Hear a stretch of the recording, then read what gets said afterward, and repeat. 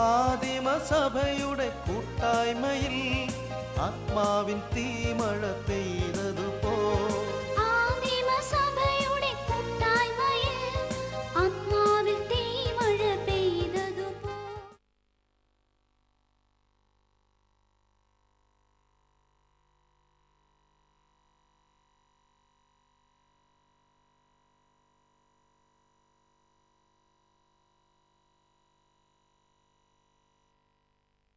പ്രിയപ്പെട്ടവരെ, റോമാലേഖനം 8-ാം അധ്യായത്തിൻ്റെ 24-ാം വാക്യത്തിൽ പറയുന്ന പോലെ ആത്മാവെന്ന ആദ്യദാനം ലഭിച്ചിരിക്കുന്ന നാമും നമ്മുടെ ശരീരത്തിൻ്റെ വീണ്ടെടുപ്പായ പുത്രത്വത്തിന് കാത്തുകൊണ്ട് ഉള്ളിൽ ഞരങ്ങുന്നു. അങ്ങനെയാണ് റോമ 8:24 പറഞ്ഞത്. നമുക്ക് ക്രിസ്തുവിശ്വാസം ഉണ്ടായപ്പോൾ ആത്മാവെന്ന ആദ്യദാനം ലഭിച്ചു എന്നാണ് റോമർ 8:24 പറഞ്ഞത്.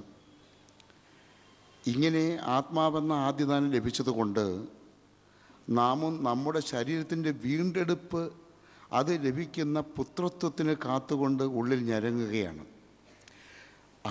നമ്മൾ എപ്പോൾ എവിടെ വെച്ച് മരിച്ചാലും നമ്മൾ ദൈവത്തിൻ്റെ പുത്രനായ ക്രിസ്തുവിൻ്റെ ആത്മാവെന്ന ആദ്യദാനം ലഭിച്ചവരായതുകൊണ്ട്, ആ പുത്രത്വം നമുക്ക് ഉറപ്പായതുകൊണ്ട് ഉള്ളിൽ ഞരങ്ങിക്കൊണ്ട് നമ്മൾ ജീവിക്കുകയാണ്. അതായത് റോമർ 8:24 അനുസരിച്ച് ഒരു വിശ്വാസിയുടെ രക്ഷാപൂർത്തി എന്ന് പറയുന്നത് ശരീരം വീണ്ടെടുക്കപ്പെടുമ്പോഴാണ്, അഥവാ ശരീരത്തിൻ്റെ തേജസ്കരണത്തിലാണ്.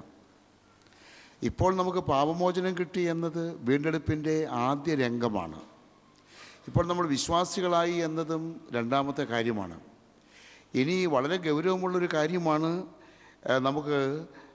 നമ്മൾ മരിച്ചാലും ജീവിച്ചിരുന്നാലും ക്രിസ്തുവിൻ്റെ അടുത്ത വരവിൽ ശരീരത്തിന് വീണ്ടെടുപ്പും ഉണ്ടാകും എന്നത്, അഥവാ ശരീരത്തിന് തേജസ്കരണം ഉണ്ടാകുമെന്നത്. എത്രയും വേഗം ഈ തേജസ്കരണം, ജീവിച്ചിരിക്കുമ്പോൾ ആണ് ക്രിസ്തു വരുന്നതെങ്കിൽ ശരീരം തേജസ്കരിക്കപ്പെട്ട് ഉയർത്തെഴുന്നേൽക്കുന്നതിന് തുല്യമായി മുകളിലേക്ക് ഉയരും. മരിച്ചതിന് ശേഷമാണ് ക്രിസ്തുവിൻ്റെ രണ്ടാമത്തെ വരവെങ്കിൽ അവിടെയും നമുക്ക് തേജസ്കരണം ഉണ്ടാകും. ജീവിച്ചിരുന്നാലും മരിച്ചാലും തേജസ്കരണം ശരീരത്തിനുണ്ടാകാൻ പോവുകയാണ്. ഇപ്പോൾ നിങ്ങളുടെ ശരീരത്തെ നേരിട്ടോ കണ്ണാടി ഉപയോഗിച്ചോ നോക്കിയാൽ അതിനൊരു സ്വാഭാവികതയേ ഉള്ളൂ. എന്നാൽ അതിനൊരു തേജസ്കരണം ഉണ്ടാകാൻ പോകുന്നു. അത് ക്രിസ്തുവിൻ്റെ അടുത്ത വരവിലാണ്. അത് സാക്ഷാത്കരിക്കാനുള്ള മോഹമാണ് നമ്മുടെ ദാഹത്തിൻ്റെ അടിസ്ഥാനം, ആത്മീയ ദാഹം. നമ്മളൊക്കെ പല കുടുംബ ചുറ്റുപാടുകളിൽ നിന്നും വേർപെട്ട് വെള്ളത്തിൽ മുങ്ങി വിശ്വാസ സ്നാനം സ്വീകരിച്ച് വിശുദ്ധ ജീവിതം നയിക്കുന്നു, അഥവാ നയിക്കാൻ ശ്രമിക്കുന്നു.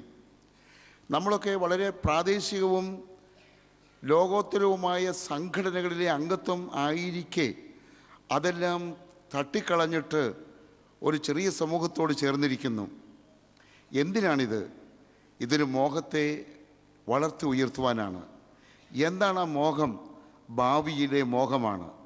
അത് വിശ്വാസിയിൽ എന്താണ് പ്രേരിപ്പിക്കുന്നത്?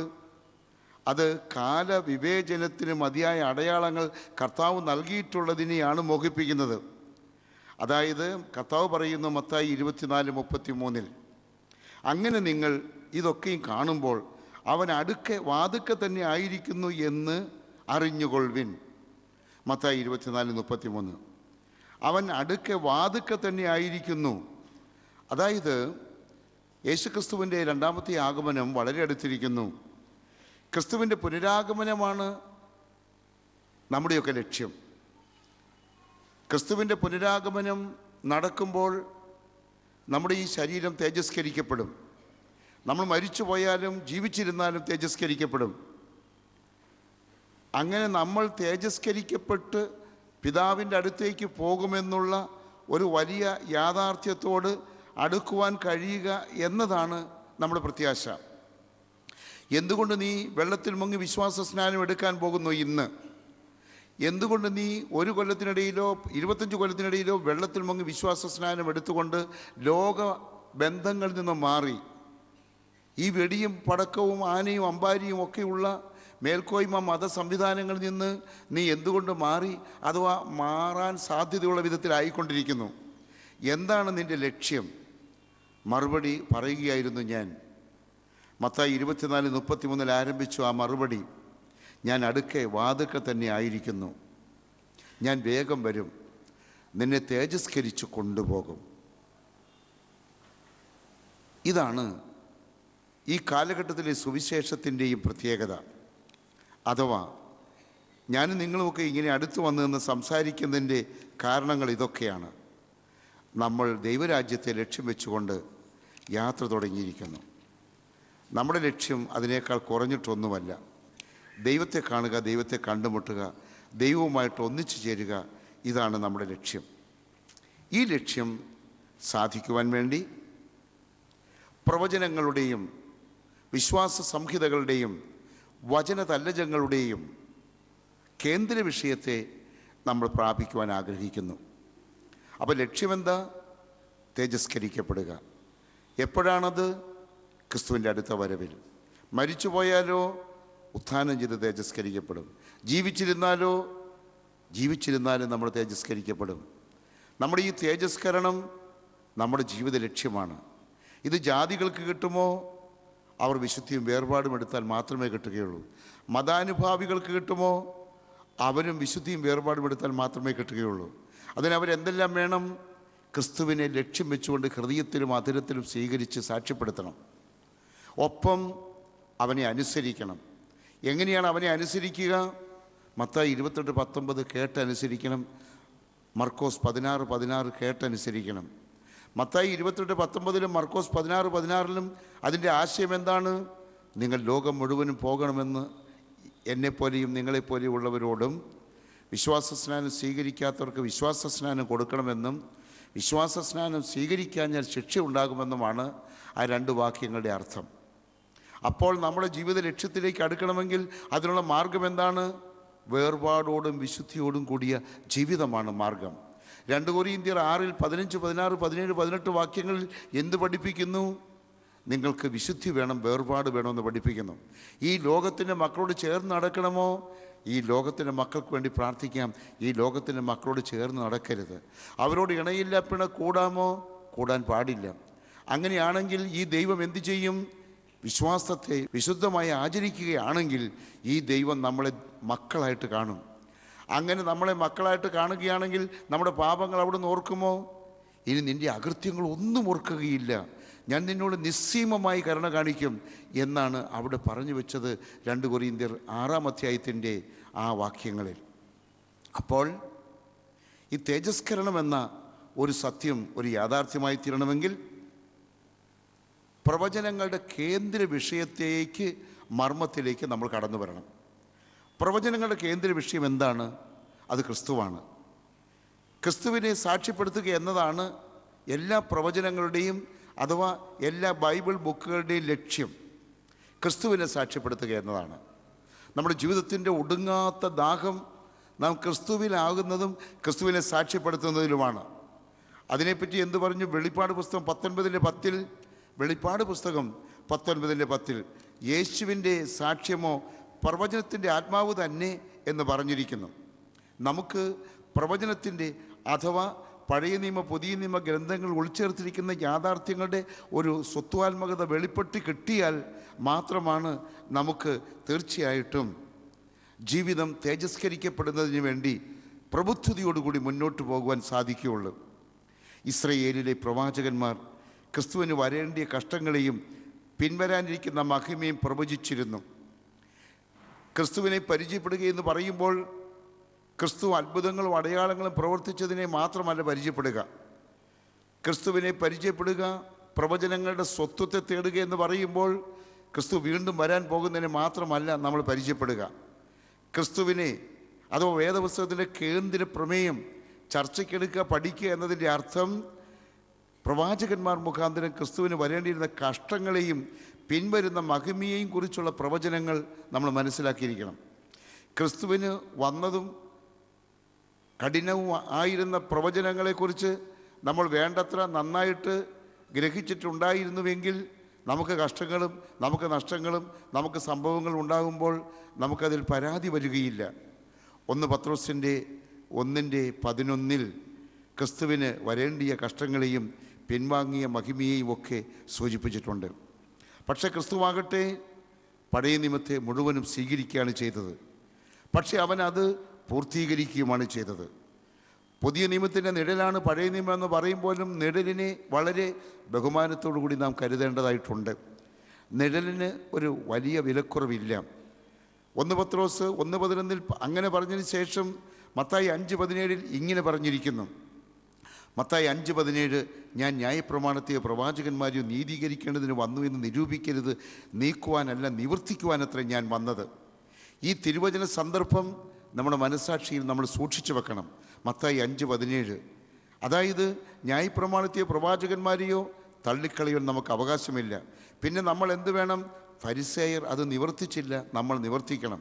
സാദോക്ക് വംശജർ പഴയ നിയമ സങ്കല്പങ്ങൾ നിവർത്തിച്ചില്ല, നമ്മൾ നിവർത്തിക്കണം.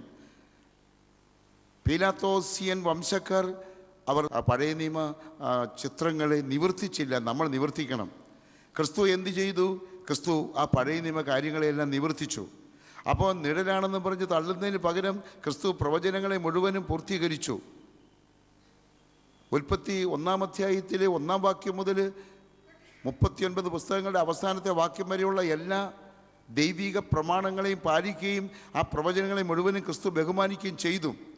അതുകൊണ്ടാണ് മത്തായി 5:17 പറയുന്നത്, ഞാൻ ന്യായപ്രമാണത്തെയോ പ്രവാചകന്മാരെ നീക്കേണ്ടതിന് വന്നു നിരൂപിക്കരുത്, നീക്കുവാനല്ല നിവർത്തിപ്പാനത്ര ഞാൻ മതി എന്നത്. യെരൂശലേമിൽ നിന്ന് എമ്മാവുസിലേക്ക് പോയ യേശു ശിഷ്യന്മാരോട് ഇത് തന്നെ പറഞ്ഞു കൊടുക്കുകയുണ്ടായി. ലൂക്കോസ് 24-ാം അധ്യായം. ലൂക്കോസ് 24-ാം അധ്യായത്തിൻ്റെ 25, 26, 27 വാക്യങ്ങൾ. അവൻ അവരോട്, അയ്യോ ബുദ്ധിഹീനരെ, പ്രവാചകന്മാർ പറഞ്ഞിരിക്കുന്നത് എല്ലാം വിശ്വസിക്കാത്ത മന്ദബുദ്ധികളെ, ക്രിസ്തു ഇങ്ങനെ കഷ്ടമനുഭവിച്ചിട്ട് തൻ്റെ മഹത്വത്തിൽ കടക്കേണ്ടതല്ലയോ എന്ന് പറഞ്ഞു. മോശ തുടങ്ങി സകല പ്രവാചകന്മാരിൽ നിന്നും എല്ലാ തിരുവെഴുത്തുകളെയും തന്നെക്കുറിച്ചുള്ളത് അവർക്ക് വ്യാഖ്യാനിച്ചു കൊടുത്തു. അതേ പ്രിയമുള്ളവരെ, ലൂക്കോസ് 24-ൽ 25, 26, 27 വാക്യങ്ങളിൽ യേശുക്രിസ്തു പഠിപ്പിക്കുകയാണ്, പ്രവാചകന്മാർ പറഞ്ഞതിനെക്കുറിച്ച് മനസ്സിലാക്കാതെ, തൻ്റെ കഷ്ടങ്ങളെക്കുറിച്ച് തിരിച്ചറിയാതെ, ക്രൂശിൽ എന്ത് സംഭവിച്ചു അഥവാ ക്രിസ്തു കൊല്ലപ്പെട്ടുവല്ലോ എന്നൊക്കെ ഓർത്ത് വിഷമിച്ചുകൊണ്ട് കടന്നുപോയ അന്നത്തെ ആ ക്രിസ്തു ശിഷ്യന്മാരിൽ ഒരാളുടെ പേരേ പറഞ്ഞിട്ടുള്ളൂ, മറ്റേയാളിൻ്റെ പേര് പറഞ്ഞിട്ടില്ല. അവർ എമ്മാവുസിലേക്ക് പോവുകയായിരുന്നു. ക്രിസ്തു അവർക്ക് പ്രത്യക്ഷപ്പെട്ടുകൊണ്ട് വചനത്തിൻ്റെ പൊരുൾ പറഞ്ഞു കൊടുക്കുകയാണ്. അയ്യോ ബുദ്ധിഹീനരെ, പ്രവാചകന്മാർ പറഞ്ഞിരിക്കുന്ന എല്ലാം വിശ്വസിക്കാത്ത മന്ദബുദ്ധികളെ, ക്രിസ്തു ഇങ്ങനെ കഷ്ടം അനുഭവിച്ചിട്ട് തൻ്റെ മഹത്വത്തിൽ കടക്കേണ്ടതല്ലോ എന്ന് പറഞ്ഞു. മാത്രമല്ല, മോശ തുടങ്ങി സകല പ്രവാചകന്മാരിൽ നിന്നും എല്ലാ തിരുവെഴുത്തുകളിലും തന്നെക്കുറിച്ചുള്ളത് അവർക്ക് വ്യാഖ്യാനിച്ചു കൊടുത്തു. സ്വന്തം ശിഷ്യന്മാരോട് ക്രിസ്തു പറഞ്ഞതാണ് ഇത്. ഈ ലൂക്കോസ് 24, 25, 26, 27 വാക്യങ്ങളിൽ പ്രവാചകന്മാർ പറഞ്ഞതിൻ്റെ പൊരുൾ അറിയാത്തവരെ കർത്താവ് ബുദ്ധിഹീനരെ എന്ന് വിളിച്ചു. മോശ തുടങ്ങി സകല പ്രവാചകന്മാരിൽ നിന്നും എല്ലാ തിരുവെഴുത്തുകളും തന്നെക്കുറിച്ച് പ്രത്യേകിച്ച് സങ്കീർത്തനങ്ങളിലുടനീളവും പറഞ്ഞിട്ടുള്ളതിനെ ഗൗരവമായിട്ട് ചിന്തിക്കാത്ത ആളുകളെ യേശുക്രിസ്തു മന്ദബുദ്ധികളെ എന്ന് വിളിച്ചു. അതിൻ്റെ അർത്ഥം ഞാനും നിങ്ങളും പഴയ നിയമത്തിൻ്റെ നിഴലെന്ന് കരുതി തള്ളിക്കളയുന്നതിനപ്പുറം പൊരുളായ അതിനെ പുതിയ നിയമത്തെ സ്വീകരിക്കപ്പെടുന്നതിന് പഴയ നിയമം കൊണ്ട് കൂട്ടിച്ചേർത്ത് പിടിച്ചുകൊണ്ട് ദൈവാത്മാവിൻ്റെ ശരിക്കുള്ള നിറവ് ഉള്ള അനുഭവത്തിലേക്ക് വരണമെന്നാണ്. ലൂക്കോസ് 24 അതിൻ്റെ 44, 45 വാക്യങ്ങൾ മോശയുടെ ന്യായപ്രമാണത്തിലും പ്രവാചക പുസ്തകങ്ങളിലും സങ്കീർത്തനങ്ങളിലും എന്നെക്കുറിച്ച് എഴുതിയിരിക്കുന്നതൊക്കെയും നിവൃത്തിയാകണമെന്നുള്ള തന്നെ എന്ന് പറഞ്ഞ് തിരുവെഴുത്തുകളെ തിരിച്ചറിയേണ്ടതിന് അവരുടെ ബുദ്ധിയെ തുറന്നു. യേശു എന്ത് ചെയ്തു? തന്നെ കേട്ടുകൊണ്ടിരുന്ന ശിഷ്യോത്തമന്മാരുടെ ബുദ്ധിയെ തുറന്നു. എന്തിനു വേണ്ടിയാണ് ബുദ്ധിയെ തുറന്നത്? തിരുവെഴുത്തുകളെ തിരിച്ചറിയേണ്ടതിനും. ഇത് ഈ കാലഘട്ടത്തിലും ഏത് കാലഘട്ടത്തിലുമുള്ള അത്യാവശ്യ കാര്യമാണ്. തിരുവെഴുത്തുകളെ ഒന്ന് തിരിച്ചറിയുക, തിരുവെഴുത്തുകളുടെ പ്രവചനങ്ങളുടെ അർത്ഥതലങ്ങളൊന്ന് അറിയുക, അതിൻ്റെ ആശയങ്ങളിലേക്കൊന്ന് കടന്നു ചെല്ലുക. ഇത് സാധിക്കുന്നില്ല. അനേകർക്ക് കുമാരനാശാൻ്റെ കരുണ എന്ന ഗ്രന്ഥം വായിക്കുന്നത് പോലെയും ഷേക്സ്പിയറിൻ്റെ ഒഥല്ലോ എന്ന ഗ്രന്ഥം വായിക്കുന്നത് പോലെയും ഷെല്ലിയുടെയോ കീറ്റ്സിൻ്റെയോ ഗ്രന്ഥം വായിക്കുന്നത് പോലെയും സ്വാഭാവികമായി മനസ്സിലാവുകയില്ല. തിരുവെഴുത്തുകൾ വായിച്ചാൽ മനസ്സിലാവുകയില്ലെന്നല്ല, അതൊക്കെ വായിച്ചാൽ ഒരു ട്യൂട്ടറിൻ്റെ, ഒരു അധ്യാപകൻ്റെ സഹായമുണ്ടെങ്കിൽ, ഒരു ഗൈഡിൻ്റെ സഹായമുണ്ടെങ്കിൽ അതിൻ്റെയൊക്കെ അർത്ഥതലങ്ങൾ നമുക്ക് മനസ്സിലാകും. എന്നാൽ വേദപുസ്തകത്തിൻ്റെ സ്വത്വങ്ങളുടെ സത്യങ്ങളെ മനസ്സിലാക്കണമെങ്കിൽ ഈ ലോകപ്രകാരമുള്ളൊരു അധ്യാപക സുഹൃത്ത് ഉണ്ടായതുകൊണ്ട് കാര്യമില്ല. പിന്നെയോ അത് വ്യാഖ്യാനിച്ചു തരുന്ന ഒരു ദൈവമുണ്ട്. ആ ദൈവം യഹോവ തന്നെ പക്ഷെ പരിശുദ്ധാത്മാവ് എന്ന് വിളിക്കുന്നു. ആ ദൈവം യേശുക്രിസ്തു തന്നെ പരിശുദ്ധാത്മാവ് എന്ന് പക്ഷേ വിളിക്കുന്നു. അങ്ങനെ പരിശുദ്ധാത്മാവിൻ്റെ സഹായമുണ്ടെങ്കിലാണ് നമുക്ക് തിരുവെഴുത്തുകളുടെ അർത്ഥം മനസ്സിലാവുക. തിരുവെഴുത്തുകളെ മനസ്സിലാകുന്നതിന് വേണ്ടി യേശു അന്ന് അവരുടെ ബുദ്ധിയെ തുറന്നു എന്നാണ് ലൂക്കോസ് 24:45 ഞാനും പ്രാർത്ഥിക്കുന്നു. ഞാനിപ്പോൾ ഇങ്ങോട്ട് വന്ന വഴിക്ക് മുഴുവൻ ഇരുന്ന് പ്രാർത്ഥിക്കുകയായിരുന്നു, കർത്താവ് തിരുവെഴുത്തുകളെ വ്യാഖ്യാനിക്കുന്നതിന് എൻ്റെ ബുദ്ധിയെ തുറക്കണമേ. തിരുവെഴുത്തുകളെ വായിച്ച് ഞാനതിൻ്റെ അർത്ഥതലങ്ങൾ ജനത്തോട് പറയുമ്പോൾ നിൻ്റെ ജനത്തിൻ്റെ ബുദ്ധിയെ തുറന്നു തരണമേ. പ്രിയരെ, നമ്മളൊക്കെ എന്തുകൊണ്ടാണ് അറിയാതെ ഉറക്കം തൂങ്ങിപ്പോകുന്നത്? വചനം പ്രസംഗിക്കുന്ന സമയത്തോ, വചനഗ്രന്ഥം വായിക്കുന്ന സമയത്തോ, ഞായറാഴ്ച ആരാധന സമയത്തോ, മറ്റു ഉപവാസ പ്രാർത്ഥന സമയത്തോ നമ്മളൊക്കെ പോയി പലപ്പോഴും ഉറങ്ങിപ്പോകുന്നത് എന്തുകൊണ്ട്? നമ്മുടെ പ്രായക്കൂടുതൽ കൊണ്ടല്ല. പ്രായക്കൂടുതൽ ഉണ്ടായിരിക്കാം. നമ്മുടെ അജീർണത കൊണ്ടല്ല, ശരീരത്തിൻ്റെ അജീർണത ഉണ്ടായിരിക്കാം. അതിനേക്കാളും വലിയ കാര്യം എന്താണെന്നോ, തിരുവെഴുത്തുകളെ കേൾക്കുവാൻ തക്കവണ്ണം പരിശുദ്ധാത്മാവ് നമ്മുടെ ബുദ്ധിയെ തുറന്നു തരാത്തത് കൊണ്ടാണ് നമുക്കൊക്കെ ക്ഷീണമുണ്ടാകുന്നത്. നമ്മളൊക്കെ ദൈവത്തിൻ്റെ വചനം പ്രസംഗിക്കാൻ പോകുമ്പോൾ വെറുതെ ചാട്ടവും ഓട്ടവും ബഹളവും മാത്രം. ഒരിക്കലും വേദപുസ്തകം എടുത്ത് തുറന്നു വെച്ച് അതിലെ വാക്യങ്ങൾ വായിച്ച് അതിൻ്റെ അർത്ഥതലങ്ങൾ പറഞ്ഞു കൊടുത്തുകൊണ്ട് നമ്മളൊരിക്കലും ഒന്നും ചെയ്യുന്നില്ല, ചെയ്യിപ്പിക്കുന്നില്ല. എന്താണ് ഇതിൻ്റെ കാരണം? തിരുവെഴുത്തുകളെ ഇങ്ങനെ കൈകാര്യം ചെയ്യാനുള്ള ബൗദ്ധികമായ കൃപ, ഒരു വാതിൽ നമുക്ക് പരിശുദ്ധാത്മാവ് തുറന്നു തന്നിട്ടില്ല എന്നുള്ളതാണ്. ഇത് മനസ്സിൽ സൂക്ഷിക്കുക. എന്നിട്ട് ലൂക്കോസ് 24:44-45 വാക്യങ്ങൾ ഒന്നുകൂടെ കേൾക്കാം. മോശയുടെ ന്യായപ്രമാണത്തിലും പ്രവാചക പുസ്തകങ്ങളിലും സങ്കീർത്തനങ്ങളിലും എന്നെക്കുറിച്ച് എഴുതിയിരിക്കുന്നതൊക്കെയും നിവൃത്തിയാകണമെന്നുള്ളത് തന്നെ എന്ന് പറഞ്ഞ് തിരുവെഴുത്തുകളെ തിരിച്ചറിയേണ്ടതിന് അവരുടെ ബുദ്ധിയെ തുറന്നു. അതേ പ്രിയരെ, യോഹന്നാൻ പറഞ്ഞു 5-ാം അധ്യായത്തിൻ്റെ 39-40 വാക്യങ്ങളിൽ, നിങ്ങൾ തിരുവെഴുത്തുകളെ ശോധന ചെയ്യുന്നു, അവയിൽ നിങ്ങൾക്ക് നിത്യജീവനുണ്ട് എന്ന് നിങ്ങൾ നിരൂപിക്കുന്നുവല്ലോ. അവ എനിക്ക് സാക്ഷ്യം പറയുന്നു. എങ്കിലും ജീവൻ പ്രാപിക്കേണ്ടതിന് എൻ്റെ അടുക്കൽ വരുവാൻ നിങ്ങൾക്ക് മനസ്സില്ല. അനേകം ആളുകളുടെ അന്നത്തെയും ഇന്നത്തെയും പ്രശ്നമാണ്. തിരുവെഴുത്തുകളെ പരിശോധിക്കും, ശോധന ചെയ്യും, അവയിൽ നിത്യജീവൻ ഉണ്ടെന്ന് അറിയുകയും ചെയ്യാം, അവ ക്രിസ്തുവിന് സാക്ഷ്യം വഹിക്കുകയാണെന്ന് അറിയുകയും ചെയ്യാം. എങ്കിലും ജീവൻ പ്രാപിക്കാൻ വേണ്ടി, നിത്യജീവൻ പ്രാപിക്കാൻ വേണ്ടി തിരുവെഴുത്തുകളെ ശോധന ചെയ്യുന്ന മനുഷ്യൻ തിരുവെഴുത്തുകളുടെ ഉടമയായ, തിരുവെഴുത്ത് മാംസം ധരിച്ചവനായ ക്രിസ്തുവിൻ്റെ ഗുണഗണങ്ങളെ പഠിച്ചറിഞ്ഞ് അവൻ്റെ ഉപദേശങ്ങളെ ജീവിതത്തിൽ ഉടനീളം പാലിച്ച് പാറപ്പുറത്ത് വീട് പണിത ഒരുവനെ പോലെ ക്രിസ്തുവിൽ ജീവിക്കുന്നില്ല, ജീവിക്കാതെ പോകുന്നു. അങ്ങനെ ജീവിക്കാൻ കഴിയാത്തവർ എൻ്റെ അടുക്കൽ വരുവാൻ മനസ്സില്ലാതെ മാറുന്നു എന്ന് യോഹന്നാൻ 5:40 പറയുകയാണ്. യോഹന്നാൻ 5:40. നിങ്ങൾ വിചാരിക്കരുത് എന്തുകൊണ്ടാണ് ജനകോടികൾ ഈ സത്യസുവിശേഷം അനേകർ പറഞ്ഞിട്ടും വീടുകളിൽ ഇങ്ങനെ TV-കളിലൂടെ കാസറ്റുകളിലൂടെ വന്നിട്ടും ഞങ്ങളെപ്പോലുള്ള അനേകം ആളുകൾ വീട് വീടാന്തരം കയറിയിറങ്ങി സത്യസുവിശേഷം പറഞ്ഞിട്ടും എന്തുകൊണ്ടാണ് ജനകോടികൾ ഈ സത്യത്തിലേക്ക് വരാത്തതെന്ന് നിങ്ങൾ ദുഃഖിക്കരുത്, വിഷമിക്കരുത്. കർത്താവ് തന്നെയും പറഞ്ഞിരിക്കുന്നു, അത് അവർക്ക് എൻ്റെ അടുക്കൽ വരുവാൻ മനസ്സില്ലാത്തത് കൊണ്ടാണ് എന്ന് യോഹന്നാൻ 5:40. മദ്യപാന സ്വഭാവമുള്ളവൻ യേശുവിൻ്റെ അടുത്തേക്ക് വന്നാൽ എന്തു പറ്റും? മദ്യപാനം നിർത്തേണ്ടി വരും. അതുകൊണ്ട് ആ മദ്യപാന സ്വഭാവവുമായിട്ടിരിക്കുകയാണ്. യേശുവിൻ്റെ അടുത്തേക്ക് പൂർണ്ണമായിട്ടും ഒരു വ്യക്തി വരികയാണെങ്കിലോ വക്രിച്ചു നിൽക്കുന്ന ഭാര്യയോടും മക്കളോടുമുള്ള സ്വാഭാവിക സ്നേഹം അവസാനിപ്പിക്കേണ്ടി വരും. ഭാര്യയും മക്കളും വക്രിച്ചാണ് നിൽക്കുന്നതെങ്കിൽ അവരോട് അച്ചാരം അമ്മണി ഓശാര ഓമന എന്ന് പറഞ്ഞുകൊണ്ട് ഈ ഭർത്താവ് അവിടെ തന്നെ പെട്ടുകിടക്കുകയാണ്. അത് ഈ തിരുവെഴുത്തുകളിലേക്കുള്ള വിളി വേണ്ടത്ര ഇല്ലാത്തത് കൊണ്ടാണ്. ചിലർക്ക് ബിസിനസ്സിനോടുള്ള വിളി ഭയങ്കരമായിട്ട് കിടക്കുക. അവർക്ക് ശുശ്രൂഷ ജീവിതത്തോടൊന്നും വലിയ താല്പര്യമൊന്നുമില്ല. വരും കേൾക്കും പോകും. 500-5000 രൂപ സ്തോത്രകാഴ്ച കൊടുക്കേണ്ടി വന്നാൽ മാസം തോറും കൊടുക്കും, അത്രയേ ഉള്ളൂ. അവർക്ക് അവരുടെ ആ ബിസിനസ്സിൽ നിന്ന് കിട്ടുന്ന ലക്ഷങ്ങൾ എന്ന ലാഭത്തിൽ നിന്ന് ഒഴിവാക്കാൻ താല്പര്യമില്ല.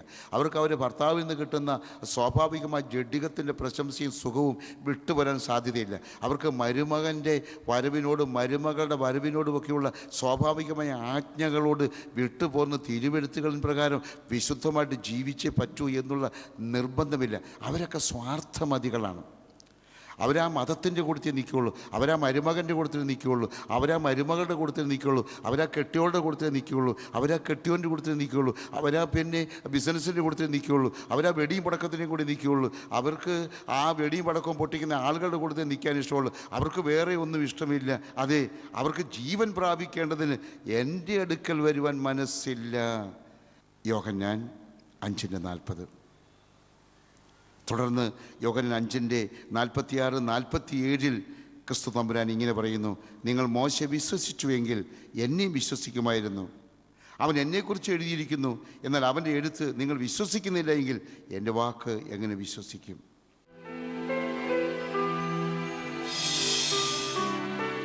എൻ്റെ മോൾക്ക് വേണ്ടിയിട്ട് സാക്ഷ്യം പറയുകയാണ്. കുഞ്ഞിന് 1.5 മാസം പ്രായമായപ്പോൾ ഒരു ആക്സിഡൻ്റ് ഉണ്ടായി, അവളുടെ കാലൊടിഞ്ഞായിരുന്നു. അപ്പം അതിനുശേഷം 6 ആഴ്ചത്തെ സമയമാണ് ഡോക്ടേഴ്സ് എല്ലാം പറഞ്ഞത് അത് കൂടിച്ചേരാൻ വേണ്ടി. പക്ഷേ സാറിൻ്റെ പ്രാർത്ഥനയും മൂലം 3 ആഴ്ചയും കൊണ്ട് അത്ഭുതകരമായിട്ട് കാല് കൂടിച്ചേർന്ന് യാതൊരു ബുദ്ധിമുട്ടോ പ്രയാസങ്ങളോ ഒന്നുമില്ലാതെ കുഞ്ഞ് നടക്കാനും തുടങ്ങുന്നു ഇപ്പോൾ. പിന്നീട് ഞാൻ കുഞ്ഞുമായിട്ട് ഞാൻ സൗദിയിൽ വർക്ക് ചെയ്തുകൊണ്ടിരുന്ന സമയത്ത് മോളുമായിട്ട് ഞാൻ മോളെയും കൊണ്ട് പോയി. അപ്പോൾ അവിടെ ഡ്യൂട്ടിയിൽ ഭയങ്കര പ്രശ്നങ്ങളായിരുന്നു. കുഞ്ഞിനെയും കൊണ്ട് ഹോസ്റ്റലിൽ അഡ്ജസ്റ്റ് ചെയ്യാനും എല്ലാം ഓരോരോ പ്രശ്നങ്ങളാവുമ്പോൾ കുഞ്ഞിൻ്റെ വല്ലാത്ത കരച്ചിലും അതുമെല്ലാമായിട്ട് എൻ്റെ കൂടെയുള്ളവർക്ക് ബുദ്ധിമുട്ടായ സമയങ്ങളിലെല്ലാം, അതുപോലെ കുഞ്ഞ് ഉറങ്ങാതിരിക്കുന്ന സമയത്ത് ഞാൻ ഡ്യൂട്ടിയുടെ സമയങ്ങളിലെല്ലാം കുഞ്ഞ് ശല്യപ്പെടുത്താതിരിക്കാനും എല്ലാം എപ്പോഴും എന്ത് ആവശ്യങ്ങളുണ്ടായാലും സാറിനെ വിളിക്കും, സാറ് പ്രാർത്ഥിക്കും. അപ്പോൾ തന്നെ ആ പൈശാചിക പ്രവർത്തനങ്ങളെല്ലാം മാറി ഒരു പരിശുദ്ധാത്മാവിൻ്റെ പ്രവർത്തനം മൂലം കുഞ്ഞുമായിട്ട് എനിക്ക് 1.5 വർഷത്തോളം സൗദിയിൽ സുഖമായി യാതൊരു ബുദ്ധിമുട്ടുകളും കൂടാതെ ജീവിക്കാൻ പറ്റി. ഇപ്പോൾ ഭയങ്കരമായ നടുവേദനയായിട്ട് സാറിൻ്റെ അടുത്ത് ഇപ്പോൾ വീണ്ടും ഈ കൂട്ടായ്മയിൽ പ്രാർത്ഥിക്കാൻ വന്നു. അപ്പോൾ സാറിൻ്റെ പ്രാർത്ഥന മൂലം ഇപ്പോൾ നടുവേദന പൂർണ്ണമായും മാറ്റപ്പെട്ട്. Praise the Lord. Reverend Devasya Mullakkara sir. ഞങ്ങൾ പ്രാർത്ഥന നടക്കുന്ന സമയത്ത് അദ്ദേഹം അല്പം അകലെ ഒരു മരത്തിന്റെ ചുവട്ടിൽ വന്ന് ഇരിക്കുവാനിടയായി. Now this magician was very famous and very well renowned in that entire area.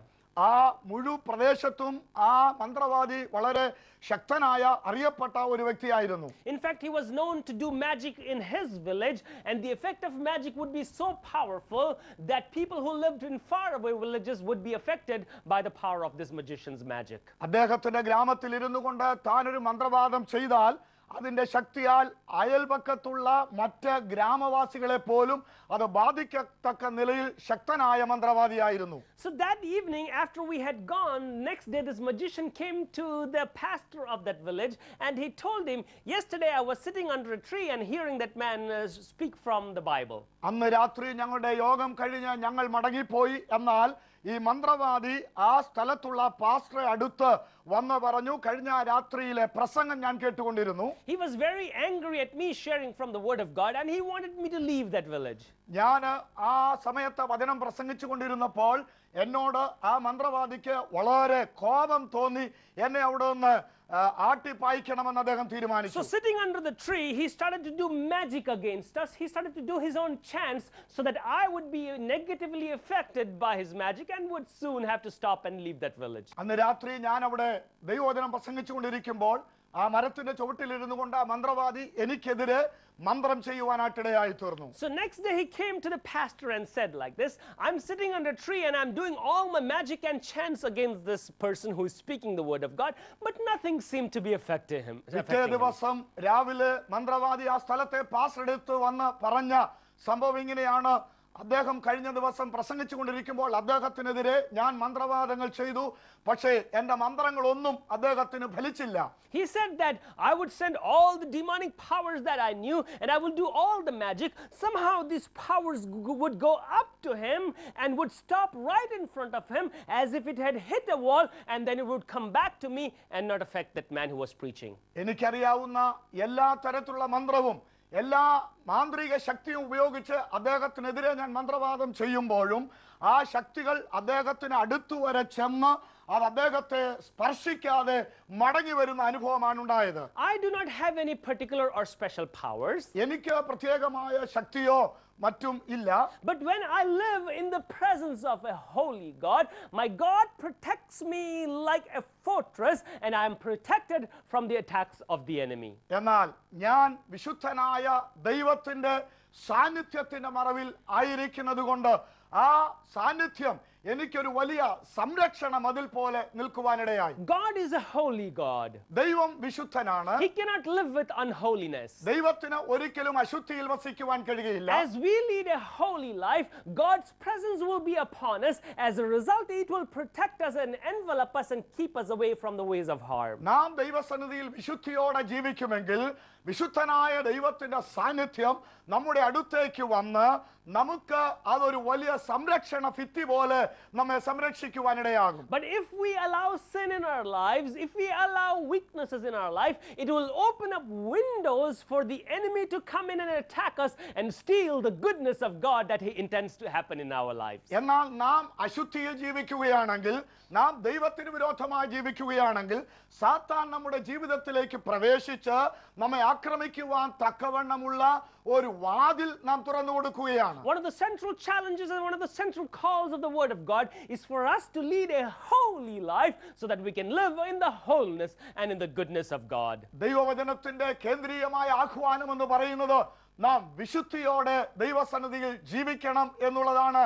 അങ്ങനെ വിശുദ്ധിയോടെ ജീവിച്ചാൽ ആ ദൈവത്തിന്റെ സംരക്ഷണം ഉണ്ടാകും. That is why in Psalms 91 verse 1 it says, "He that dwelleth in the secret places of the Most High shall abide under the shadow of the Almighty." അതുകൊണ്ടാണ് 91-ാം സങ്കീർത്തനം 1-ാം വാക്യത്തിൽ നാം വായിക്കുന്നത്, അത്യുന്നതന്റെ മറവിൽ വസിക്കുകയും സർവശക്തന്റെ നിഴലിൽ പാർക്കുകയും ചെയ്യുന്നവൻ എന്ന്.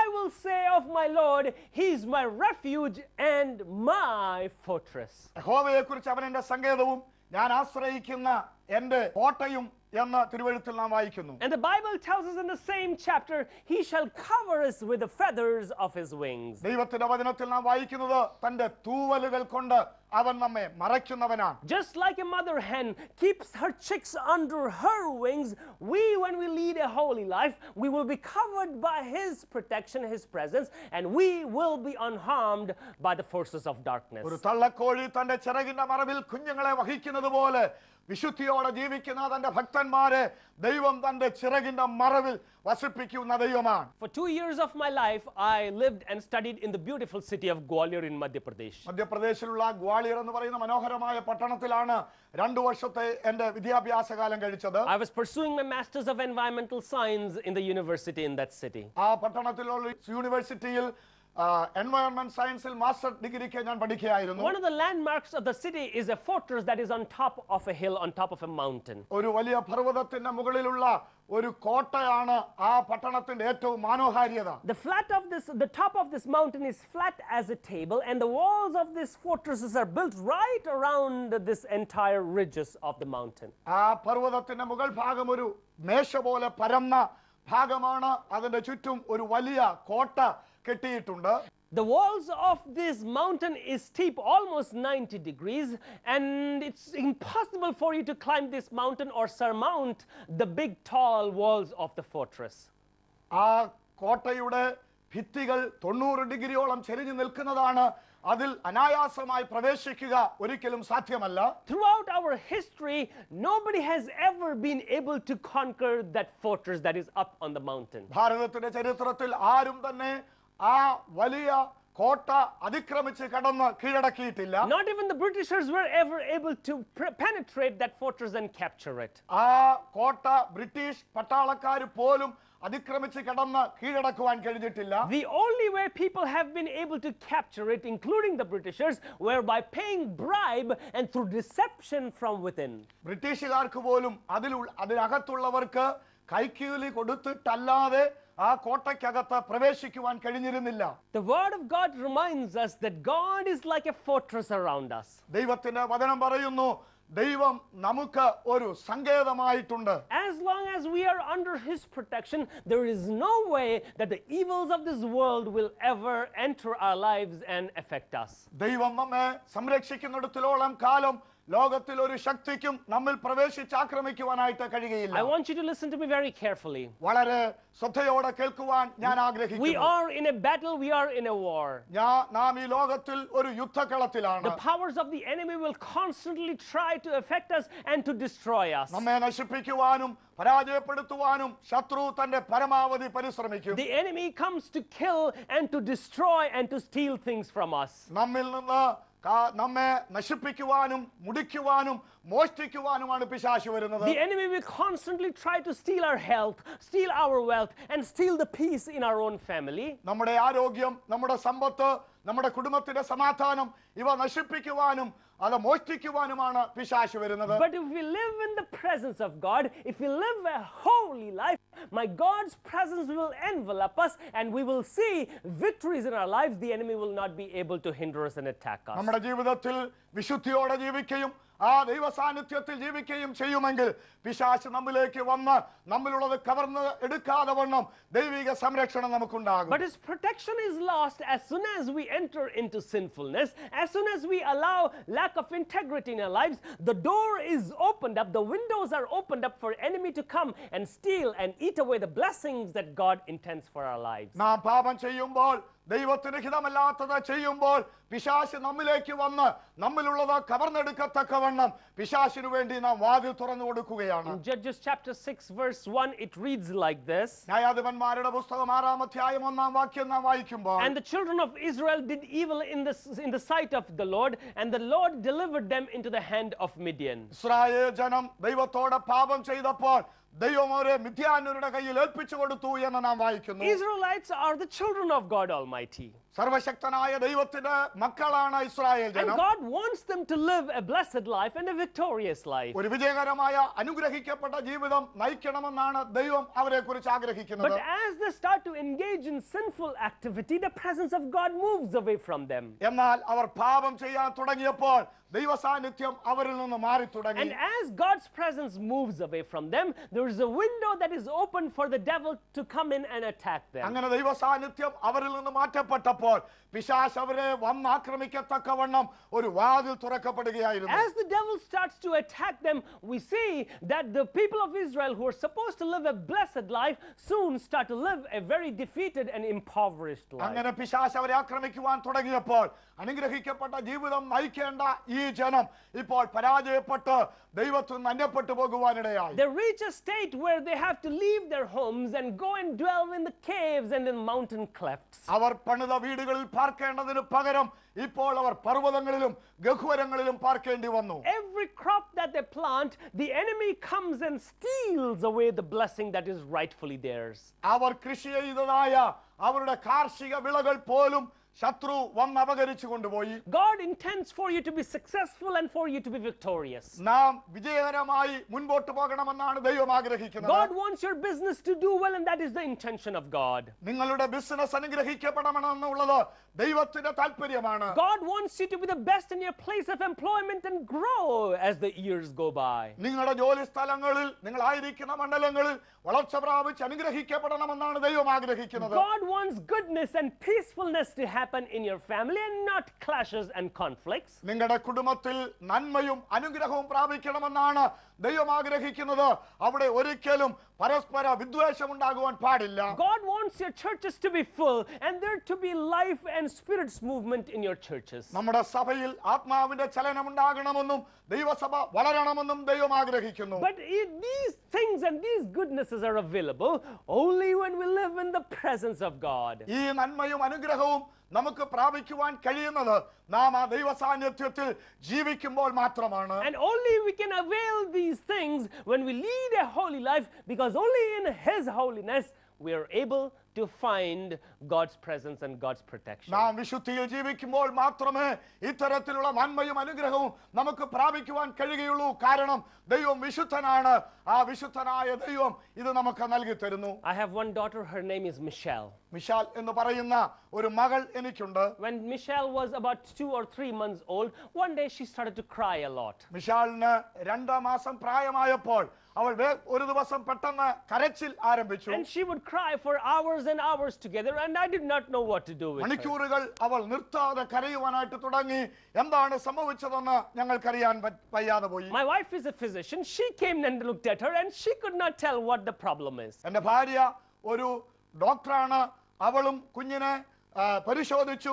പക്ഷേ അവിടെ കരച്ചിലിന്റെ കാരണം എന്തെന്ന് കണ്ടുപിടിക്കാൻ കഴിഞ്ഞില്ല. We gave all the medicines we could think of, but my daughter is still crying for several hours together. ഞങ്ങൾക്ക് ചെയ്യുവാൻ കഴിയുന്ന മരുന്നുകളൊക്കെ ചെയ്തു. പക്ഷേ അവിടെ കരച്ചിലിന് അവസാനം കണ്ടില്ല. Not knowing what to do, I stepped out of the house and I went out to pray. എന്തു ചെയ്യണമെന്നറിയാതെ ഞാൻ എൻ്റെ ഭവനത്തിൽ നിന്ന് പുറത്തേക്ക് ഇറങ്ങി പ്രാർത്ഥിക്കാനായിട്ട് തുടങ്ങി.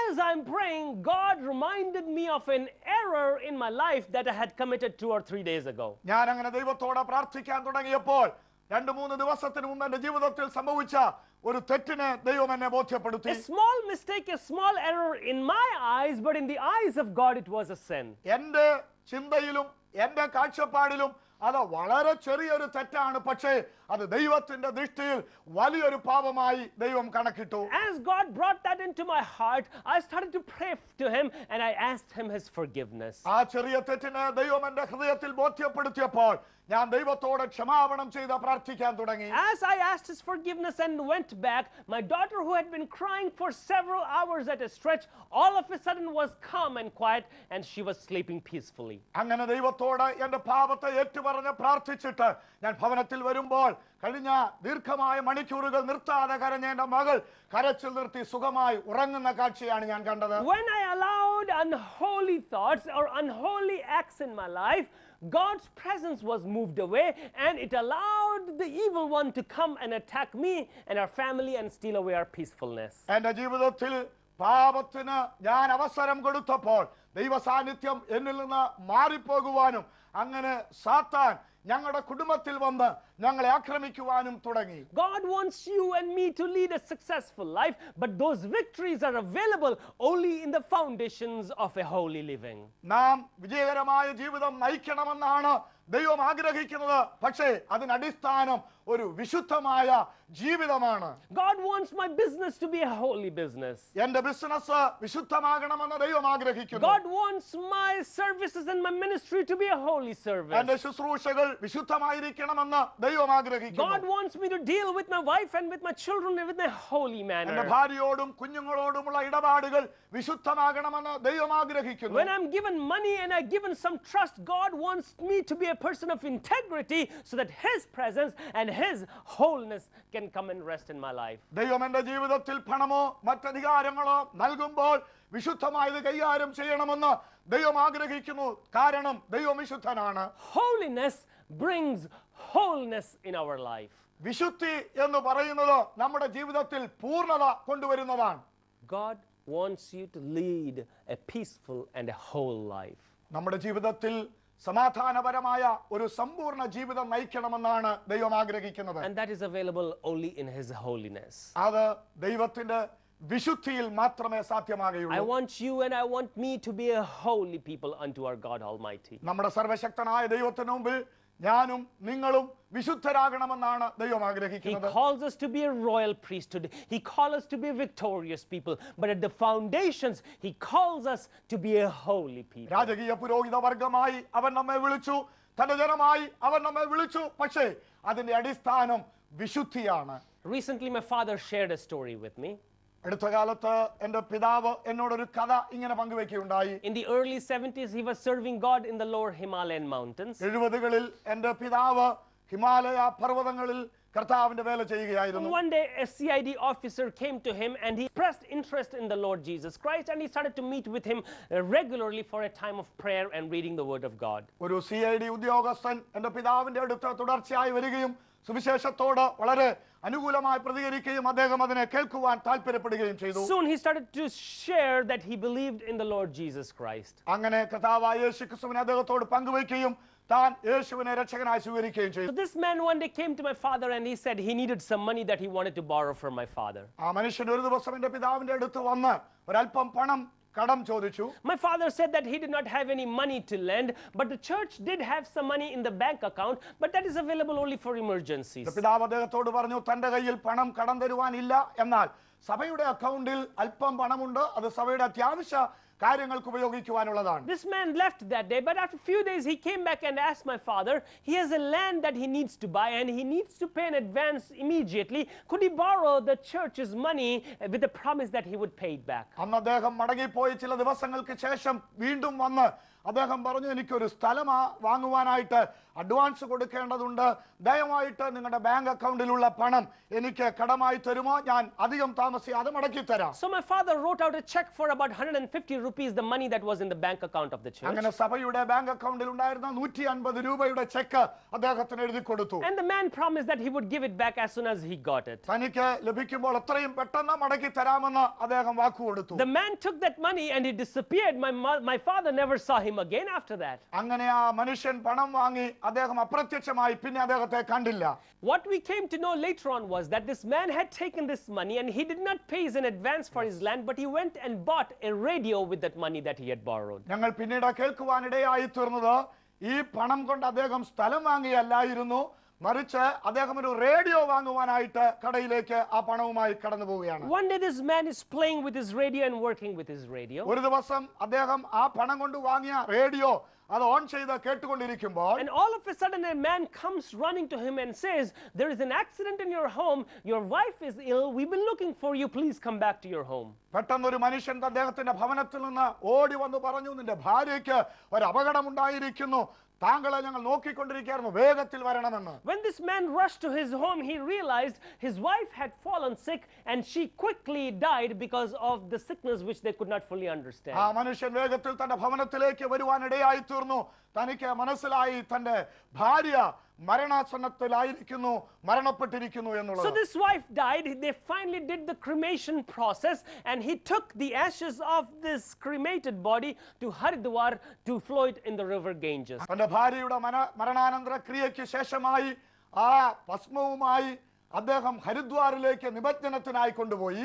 As he's in Haridwar, all of a sudden he gets a news saying his oldest daughter is again sick with the same disease that affected his wife and she is close to dying. അങ്ങനെ അദ്ദേഹം ഹരിദ്വാറിൽ ആ കർമ്മങ്ങൾ ചെയ്ത് താൻ അവിടെ ആയിരിക്കുമ്പോൾ തനിക്ക് തന്റെ ഭവനത്തിൽ നിന്ന് മറ്റൊരു വാർത്തയുണ്ടായി. തന്റെ മൂത്ത മകൾ തന്റെ ഭാര്യ അനുഭവിച്ച അതേ രോഗത്തിനടിമയായി മരണാസന്ന നിലയിലായിരിക്കുന്നു This എന്ന്. man quickly finished his job in Haridwar and he traveled back to his town to look after his daughter. അങ്ങനെ ഹരിദ്വാറിലെ തന്റെ പ്രവൃത്തി അവസാനിപ്പിച്ച വേഗത്തിൽ തന്റെ ഭവനത്തിലേക്ക് വന്ന് തന്റെ മകളുടെ കാര്യം നോക്കുവാനായിട്ട് അദ്ദേഹം മടങ്ങി വന്നു. And when he reached his home, his oldest daughter also died. അങ്ങനെ താൻ ഭവനത്തിലേക്ക് മടങ്ങി വന്നപ്പോൾ തന്റെ മൂത്ത മകളും മരിച്ചു എന്ന കാഴ്ചയാണ് താൻ കണ്ടത്. He cremated his oldest daughter and he took her ashes to the city of Haridwar. തന്റെ മകളുടെ മരണാനന്തര ക്രിയയ്ക്ക് ശേഷമായി ചിതാഭസ്മവുമായി താൻ വീണ്ടും ഹരിദ്വാറിലേക്ക് പോയി. As he's sitting there, he gets a news again saying his second daughter is now sick and she's getting close to death. അങ്ങനെ ഹരിദ്വാറിൽ അതിന്റെ കർമ്മങ്ങൾ ചെയ്യുമ്പോൾ തന്നെ അടുത്ത വാർത്ത തനിക്ക് കേൾക്കുകയുണ്ടായി, രണ്ടാമത്തെ മകളും രോഗാവസ്ഥയിലായിരിക്കുന്നു. All of a sudden this man realized that as he cheated God, as he stole God's money, God had taken away his presence and the evil one was now trying to destroy his life. തന്റെ മകളുടെ രോഗാവസ്ഥ അറിഞ്ഞ അദ്ദേഹം ഒരു കാര്യം മനസ്സിലാക്കി, ദൈവത്തെയും ദൈവ പ്രവർത്തനത്തെയും കബളിപ്പിച്ചത് കൊണ്ടുള്ള ദൈവിക ശിക്ഷയാണെന്ന് തിരിച്ചറിയുകയും അവിടെ താൻ മുട്ടുമടക്കി താൻ ഒരു കാർഡ് എടുത്ത് എന്റെ പിതാവിനോട് ക്ഷമാപണം ചെയ്ത് ഒരു കത്തെഴുതുകയുണ്ടായി. As soon as he wrote that card of forgiveness and asked God for forgiveness, he found great peace in his life and his daughter who was in the process of dying started to get well. അങ്ങനെ ക്ഷമാപണം ചെയ്ത് താൻ കത്തെഴുതുന്ന ആ നിമിഷം തന്നെ തന്റെ ഹൃദയത്തിൽ ഒരു വലിയ സമാധാനം ഒഴുകി വരുവാനായിട്ട് ഇടയായി തീർന്നു. If you're facing challenges in your life, I want you to introspect your life and see if there is any sinfulness that you need to close its door to so that the enemy cannot steal the goodness that God wants to see happen in your life. ക്ഷമാപണം ചെയ്ത എന്റെ പിതാവിന് കത്തെഴുതിയ ആ സന്ദർഭത്തിൽ തന്നെ അദ്ദേഹത്തിന്റെ ഹൃദയത്തിൽ ഒരു വലിയ സമാധാനം കടന്നു വരികയും മരിച്ചുകൊണ്ടിരുന്ന തന്റെ മകൾ സൗഖ്യമായി അവൾ ജീവിക്കുവാനായിട്ട് ഇടയായി തീർന്നു. God wants us to live in his goodness. തന്റെ നന്മ നാം അനുഭവിക്കണമെന്നാണ് ദൈവം ആഗ്രഹിക്കുന്നത്. But his goodness is available only under his presence. ആ നന്മ എപ്പോഴും ദൈവ സാന്നിധ്യത്തിൽ മാത്രമേ അനുഭവിക്കുവാൻ And കഴിയൂ. his presence is available only in a holy living. വിശുദ്ധമായ ജീവിതത്തിൽ മാത്രമേ ആ ദൈവ സാന്നിധ്യം അനുഭവിക്കുവാൻ സാധ്യമാകുകയുള്ളൂ. I do not know the challenges you may be going through in your life.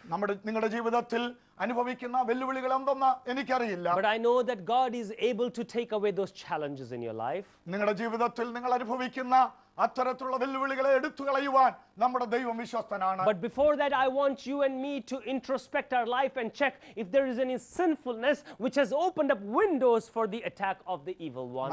അതിനു മുൻപായിട്ട് നമ്മുടെ ജീവിതത്തിൽ ഏതെങ്കിലും പാപപ്രവൃത്തിയിലൂടെ ശത്രു അകത്തു കടന്ന് നമ്മളെ ആക്രമിക്കുവാൻ തക്കവണ്ണം വാതിൽ തുറന്നിട്ടുണ്ടോ എന്ന് നാം പരിശോധിക്കണം. If there has been a sinfulness, we have to close those windows before God can complete the goodness that he wants to happen in our lives. അത്തരത്തിൽ ഏതെങ്കിലും നിലയിൽ വാതിലുകൾ പിശാചിനായി തുറന്നിട്ടിട്ടുണ്ടെങ്കിൽ നിശ്ചയമായിട്ടും ദൈവസന്നിധിയിൽ വന്ന് ആ ക്ഷമാപണം ചെയ്ത വാതിൽ അടയ്ക്കുവാൻ ദൈവ സാന്നിധ്യം അനുഭവിക്കുവാൻ ഇടയാകണം. I want to pray for you today. ഞാൻ നിങ്ങൾക്ക് വേണ്ടി പ്രാർത്ഥിക്കുവാനായിട്ട് But I ആഗ്രഹിക്കുന്നു. want you to please check your life and see if there has been any sinfulness that you've done against God or against man. If so, ask for his forgiveness first. എന്നാൽ അതിനു മുമ്പ് നമ്മുടെ ജീവിതത്തിൽ നമുക്കൊന്ന് പരിശോധിക്കാം. ദൈവത്തിനോ ദൈവിക പ്രവർത്തികൾക്കോ മനുഷ്യർക്കോ എതിരെ നമ്മൾ എന്തെങ്കിലും പാപം ചെയ്തിട്ടുണ്ടോ? ഉണ്ടെങ്കിൽ ഇന്ന് പകൽ അത് ക്ഷമാപണം പ്രാപിക്കുക. Only when we close those windows and those doors, my God can start to work his miracle. പിശാച് ആക്രമിക്കുവാൻ തക്കവണ്ണം തുറന്നിട്ടിട്ടുള്ള ആ വാതിലുകൾ അടയ്ക്കാതെ ദൈവം നമ്മുടെ ജീവിതത്തിൽ ഒരു പ്രവൃത്തിയും ചെയ്യുകയില്ല. Father, I pray for each people who's listening to this message today. ഇന്ന് ഈ സന്ദേശം കേട്ട ഓരോ വ്യക്തികൾക്കും വേണ്ടി പിതാവേ ഞാൻ പ്രാർത്ഥിക്കുന്നു. I pray for those people in whose heart you're speaking about a sin in their lives. പാപത്തെക്കുറിച്ച് ഹൃദയത്തിൽ ബോധ്യം വന്ന ഓരോ പ്രിയപ്പെട്ടവർക്കായും പ്രാർത്ഥിക്കുന്നു. Big or small sin, as they cry out to you, I pray that you might hear their prayers and provide them the forgiveness and the deliverance they need. ചെറുതോ വലുതോ ആയ പാപങ്ങൾ അവർ ഏറ്റുപറയുമ്പോൾ കർത്താവേ അങ്ങ് അവരോട് ക്ഷമിക്കണമേ. I specifically want to pray for people who are facing challenges and mountains in their lives today. പർവ്വത സമാനമായ വെല്ലുവിളികൾ അഭിമുഖീകരിക്കുന്ന വ്യക്തികൾക്ക് വേണ്ടി വിശേഷാൽ ഞാൻ It may പ്രാർത്ഥിക്കുന്നു. be physical sickness that you may be facing in your life, ഒരുപക്ഷെ ശാരീരിക രോഗമായിരിക്കാം അനുഭവിക്കുന്നത്, or a financial challenge or a family challenge that you're facing in your life. ഒരുപക്ഷെ സാമ്പത്തിക പ്രശ്നമാകാം, കുടുംബപരമായ പ്രശ്നമാകാം അഭിമുഖീകരിക്കുന്നത്. But my God is able to provide you the breakthrough if you come under his presence. കർത്താവിന്റെ സാന്നിധ്യത്തിലേക്ക് വരുമെങ്കിൽ ഏത് പ്രശ്നത്തിനും ഒരു വിടുതൽ തരുവാൻ അവൻ ശക്തനാണ്. In the name of Jesus, I pray for every person who is facing a challenge in their life. വ്യക്തിപരമായ ജീവിതത്തിൽ അഭിമുഖീകരിക്കുന്ന വെല്ലുവിളികൾക്കെതിരായി ഞാൻ പ്രാർത്ഥിക്കുന്നു. I especially pray for people who are struggling with sickness. രോഗത്താൽ ഭാരപ്പെടുന്നവർക്ക് വേണ്ടി പ്രത്യേകാൽ And in പ്രാർത്ഥിക്കുന്നു. the name of Jesus, I pray for deliverance to happen in their bodies. അവരുടെ ശരീരത്തിൽ യേശുവിന്റെ നാമത്തിൽ ഒരു വിടുതൽ സംഭവിക്കേണ്ടതിനായി We പ്രാർത്ഥിക്കുന്നു. pray in your name, oh God, that you might touch their bodies and provide them complete healing right now.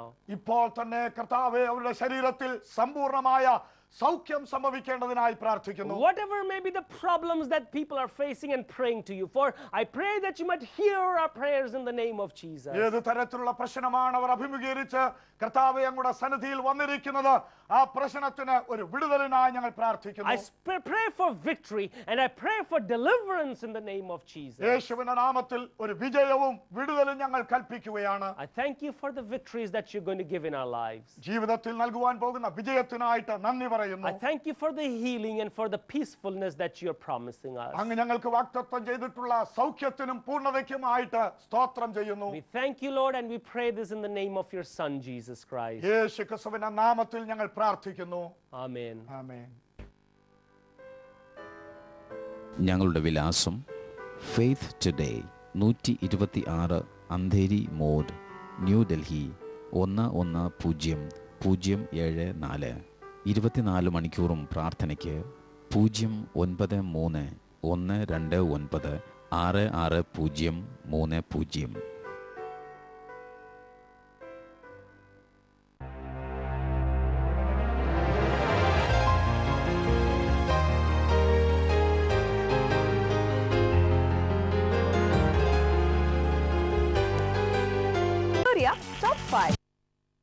നിങ്ങളെ സ്പർശിക്കും, നിങ്ങൾക്ക് വേണ്ടി അത്ഭുതങ്ങൾ പ്രവർത്തിക്കും. Jesus loves you. യേശു നിങ്ങളെ സ്നേഹിക്കുന്നു.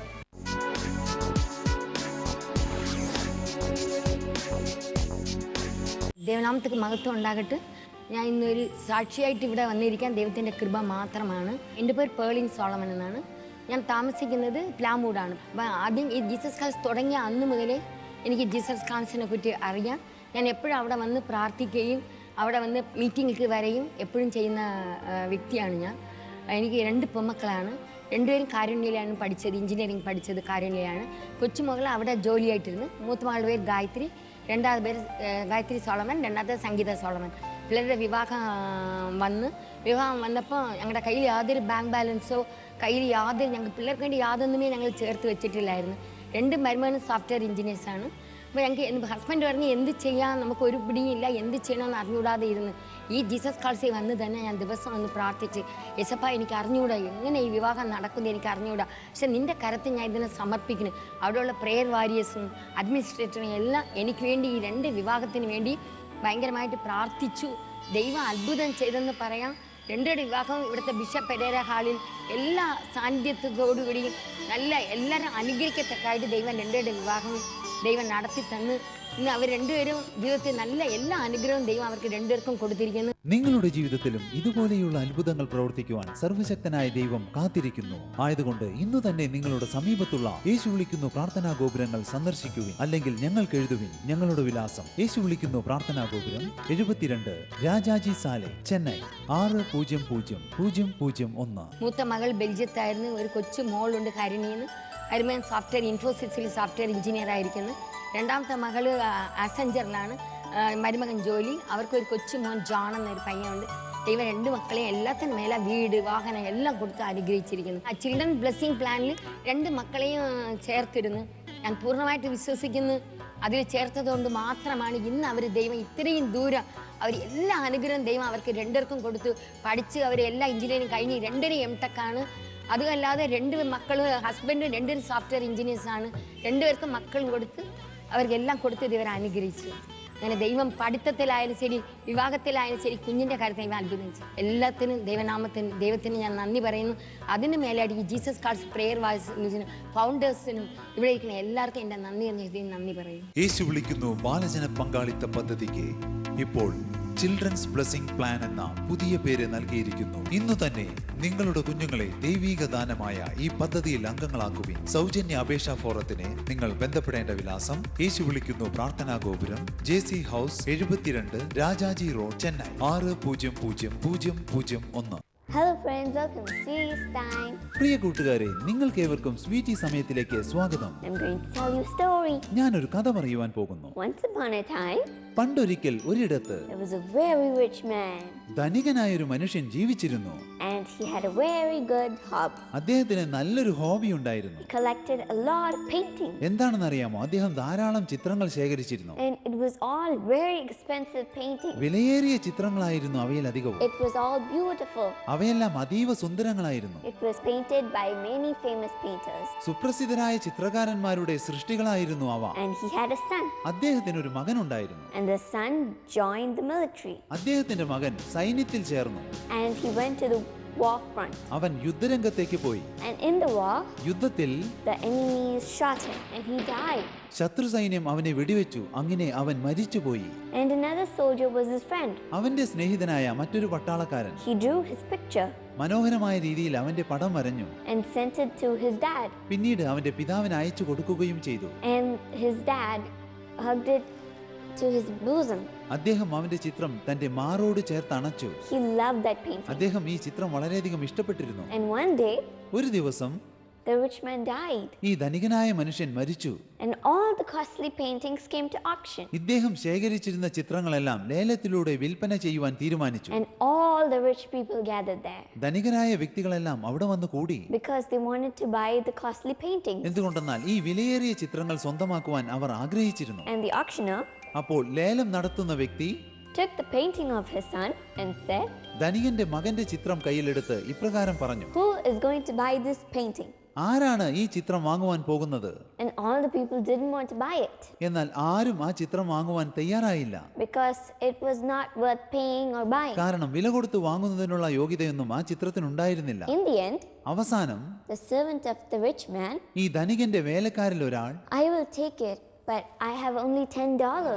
ഇങ്ങനെ പറഞ്ഞു: എനിക്ക് ഈ ചിത്രം വേണം, എന്നാൽ എന്റെ പക്കൽ $10 ഉള്ളൂ. And the auctioneer said, "Okay." അപ്പോൾ ലേലം നടത്തുന്ന വ്യക്തി വേലക്കാരനോട് ശരി എന്ന് പറഞ്ഞു. Going once, going twice, sold. And it was sold to the servant of the rich man. പിന്നീട് 1-ാം വട്ടം 2-ാം വട്ടം ലേലം ഉറപ്പിച്ചിരിക്കുന്നു എന്ന് പറഞ്ഞ് ലേലം വിളിക്കുന്ന വ്യക്തി ചിത്രം അയാൾക്ക് കൊടുത്തു. And then the auctioneer said, അതിനുശേഷം ലേലം നടത്തുന്ന വ്യക്തി പറഞ്ഞു: "The auction is over." അതെ, ഇപ്പോൾ ലേലം വിളിയെല്ലാം അവസാനിച്ചിരിക്കുന്നു. All the rich people who gathered there were so angry. What is going on? അവിടെ തടിച്ചുകൂടിയിരുന്ന ധനികന്മാർക്കെല്ലാം വളരെയധികം കോപം വന്നു. അവർ ചോദിച്ചു: എന്താണ് ഇവിടെ നടക്കുന്നത്? What about the other expensive painting? Why aren't you auctioning at that? മറ്റുള്ള വിലയേറിയ ചിത്രങ്ങൾ എന്തുകൊണ്ടാണ് താങ്കൾ അത് ലേലത്തിന് വെക്കാത്തതെന്ന് അവർ ചോദിച്ചു. Then the auctioneer said, അപ്പോൾ ലേലം വിളിക്കുന്ന വ്യക്തി പറഞ്ഞു: "The rich man had written a will. ധനികനായ മനുഷ്യൻ ഒരു മരണപത്രം എഴുതിയിട്ടുണ്ട്. Whoever buys the painting of my son, ആരാണ് എന്റെ മകന്റെ ചിത്രം വാങ്ങുവാൻ തയ്യാറാകുന്നത്? they will get all all the other expensive paintings for free. ആ വ്യക്തിക്ക് മറ്റുള്ള വിലയേറിയ ചിത്രങ്ങളെല്ലാം സൗജന്യമായി ലഭിക്കുമെന്ന് അദ്ദേഹം മരണപത്രത്തിൽ എഴുതി വെച്ചിട്ടുണ്ട്. So the old servant of the rich man got all the paintings. അങ്ങനെ ഈ ധനികനായ മനുഷ്യന്റെ വേലക്കാരന് എല്ലാ ചിത്രങ്ങളും ലഭിച്ചു. All the rich people who gathered there അവിടെ തടിച്ചുകൂടിയിരുന്ന ധനികരെല്ലാം went back with nothing. ഒന്നും ലഭിക്കാതെ തിരിച്ചുപോയി. Yes, my friends, the Almighty God അതുപോലെ തന്നെ സ്നേഹിതന്മാരെ, സർവശക്തനായ നമ്മുടെ ദൈവം gave his only begotten son തന്റെ ഏകജാതനായ പുത്രനെ നമുക്ക് വേണ്ടി നൽകി, to save us. നമ്മെ രക്ഷിക്കുന്നതിനു വേണ്ടി മാത്രം. So whoever takes him into his heart will be saved. ആരെല്ലാം ആ ഏകജാതനായ പുത്രനെ ഹൃദയത്തിൽ സ്വീകരിക്കുന്നുവോ, And he will give everything. അവർക്ക് സകല നന്മകളും ലഭിക്കും. That's what the Bible says. അതാണ് വേദപുസ്തകം പറയുന്നത്. Matthew 6:33. Seek ye first the kingdom of God and his righteousness, and all these things shall be added unto you. Mathai 6:33 മുമ്പേ ദൈവത്തിന്റെ രാജ്യവും നീതിയും അന്വേഷിപ്പിൻ, അതോടുകൂടെ ഇതൊക്കെയും നിങ്ങൾക്ക് കിട്ടും. So friends, accept Jesus Christ as your savior. ആയതുകൊണ്ട് സ്നേഹിതന്മാരെ, യേശുക്രിസ്തുവിനെ രക്ഷിതാവായി സ്വീകരിപ്പിൻ. And you will get everything നിങ്ങൾക്ക് സകലതും ലഭിക്കും. in this world ഇഹലോകത്തിലും and also in heaven. അതുപോലെ തന്നെ സ്വർഗരാജ്യത്തിലും. Now it's time to say goodbye from Sweetie. Bye.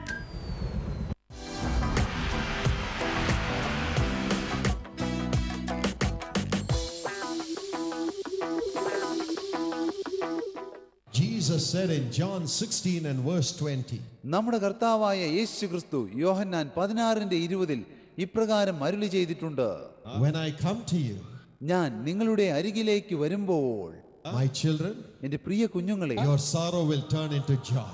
നിങ്ങൾ ഓരോരുത്തരുടെയും ദുഃഖം സന്തോഷമായി തീരും.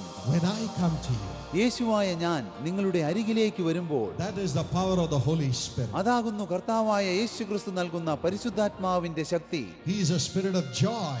പരിശുദ്ധാത്മാവ് ആനന്ദത്തിന്റെ ആത്മാവാകുന്നു. When he comes പരിശുദ്ധാത്മാവ് നമ്മിൽ വന്ന് ആവസിക്കുമ്പോൾ, with fullness of joy, സന്തോഷ പരിപൂർണതയോടെ പരിശുദ്ധാത്മാവ് വരുമ്പോൾ, he can break any sorrow. ജീവിതത്തിൽ നേരിടുന്ന ഏതൊരു ദുഃഖത്തെയും തകർത്ത് കളയുവാൻ നിങ്ങൾക്ക് സാധിക്കും. Anybody's sorrow. ആരനുഭവിക്കുന്ന ദുഃഖമാണെങ്കിലും ശരി, അതെല്ലാം തകർത്ത് കളയുവാൻ നിങ്ങൾക്കാവും. Today Jesus is here. ഇന്ന് നമ്മുടെ കർത്താവായ യേശുക്രിസ്തു നമ്മുടെ മധ്യത്തിലുണ്ട്. Firstly, ഒന്നാമതായി John chapter 5.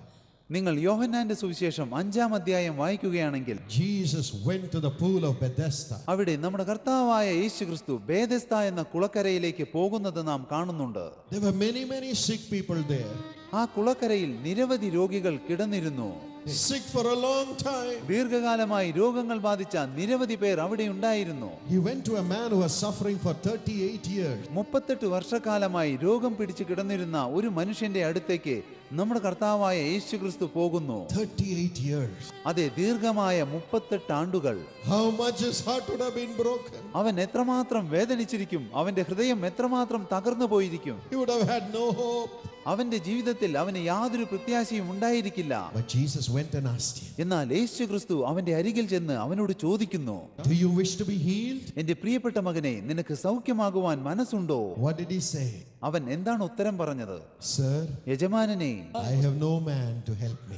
എന്നെ സഹായിക്കുവാൻ ആരും മുന്നോട്ട് വരുന്നില്ല. Nobody to help me.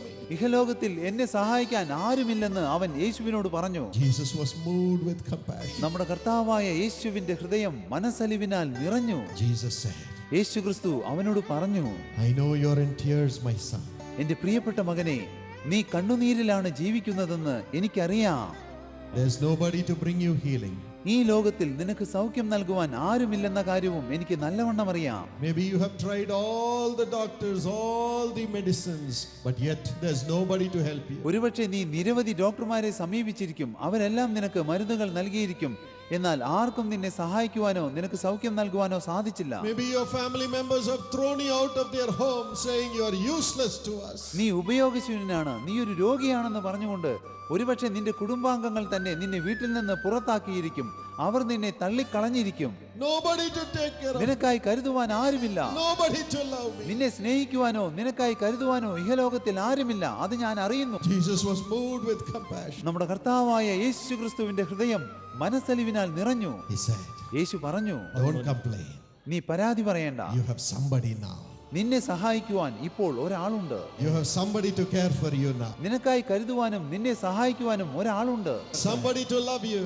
നിന്നെ സ്നേഹിക്കുവാനും നിന്നെ സഹായിക്കുവാനും ഇതാ ഒരാളുണ്ട്. Somebody to heal you. നിനക്ക് സൗഖ്യം നൽകുവാൻ ഒരാളുണ്ട്. നീ ഭയപ്പെടേണ്ട. Somebody to give you a healthy future. നിനക്ക് ആരോഗ്യം നിറഞ്ഞൊരു ഭാവി ജീവിതം നൽകുവാൻ ഒരു വ്യക്തി തയ്യാറായിരിക്കുന്നു. Somebody to make you live in this world. ഇഹലോകത്തിൽ ആരോഗ്യത്തോടെ ജീവിക്കുവാൻ നിന്നെ പ്രാപ്തനാക്കുന്നതിന് വേണ്ടി ഒരാൾ ഇവിടെയുണ്ട്. He said, who is it? അവൻ ചോദിച്ചു, ആരാണത്? He said, I am Jesus.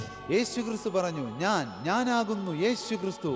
Jesus is there to help you. യേശു നിന്നെ സഹായിക്കുവാനുണ്ട്. Jesus is there to help you. നിന്നെ സഹായിക്കുവാൻ നിന്നെ സ്നേഹിക്കുവാൻ യേശു തയ്യാറായിരിക്കുന്നു. Just said one word. ഒരേ ഒരു വാക്ക് നീ പറയൂ, അത് മാത്രം മതി. I am the only one you need, my son.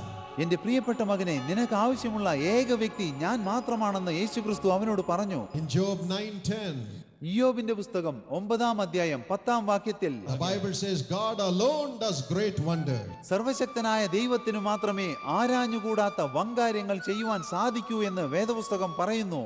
Jesus doesn't need anybody to help him. അവനെ സഹായിക്കുവാൻ നമ്മുടെ കർത്താവായ യേശു ക്രിസ്തുവിനെ ആരുടെയും സഹായം ആവശ്യമില്ല. He alone can lift up anybody. യേശുവിനെ, നമ്മുടെ കർത്താവായ യേശു ക്രിസ്തുവിനെ ആരെ വേണമെങ്കിലും ഉയർപ്പിക്കുവാൻ സാധിക്കും. Jesus looked at that man. യേശു അവന്റെ മുഖത്തേക്ക് നോക്കി. Only man.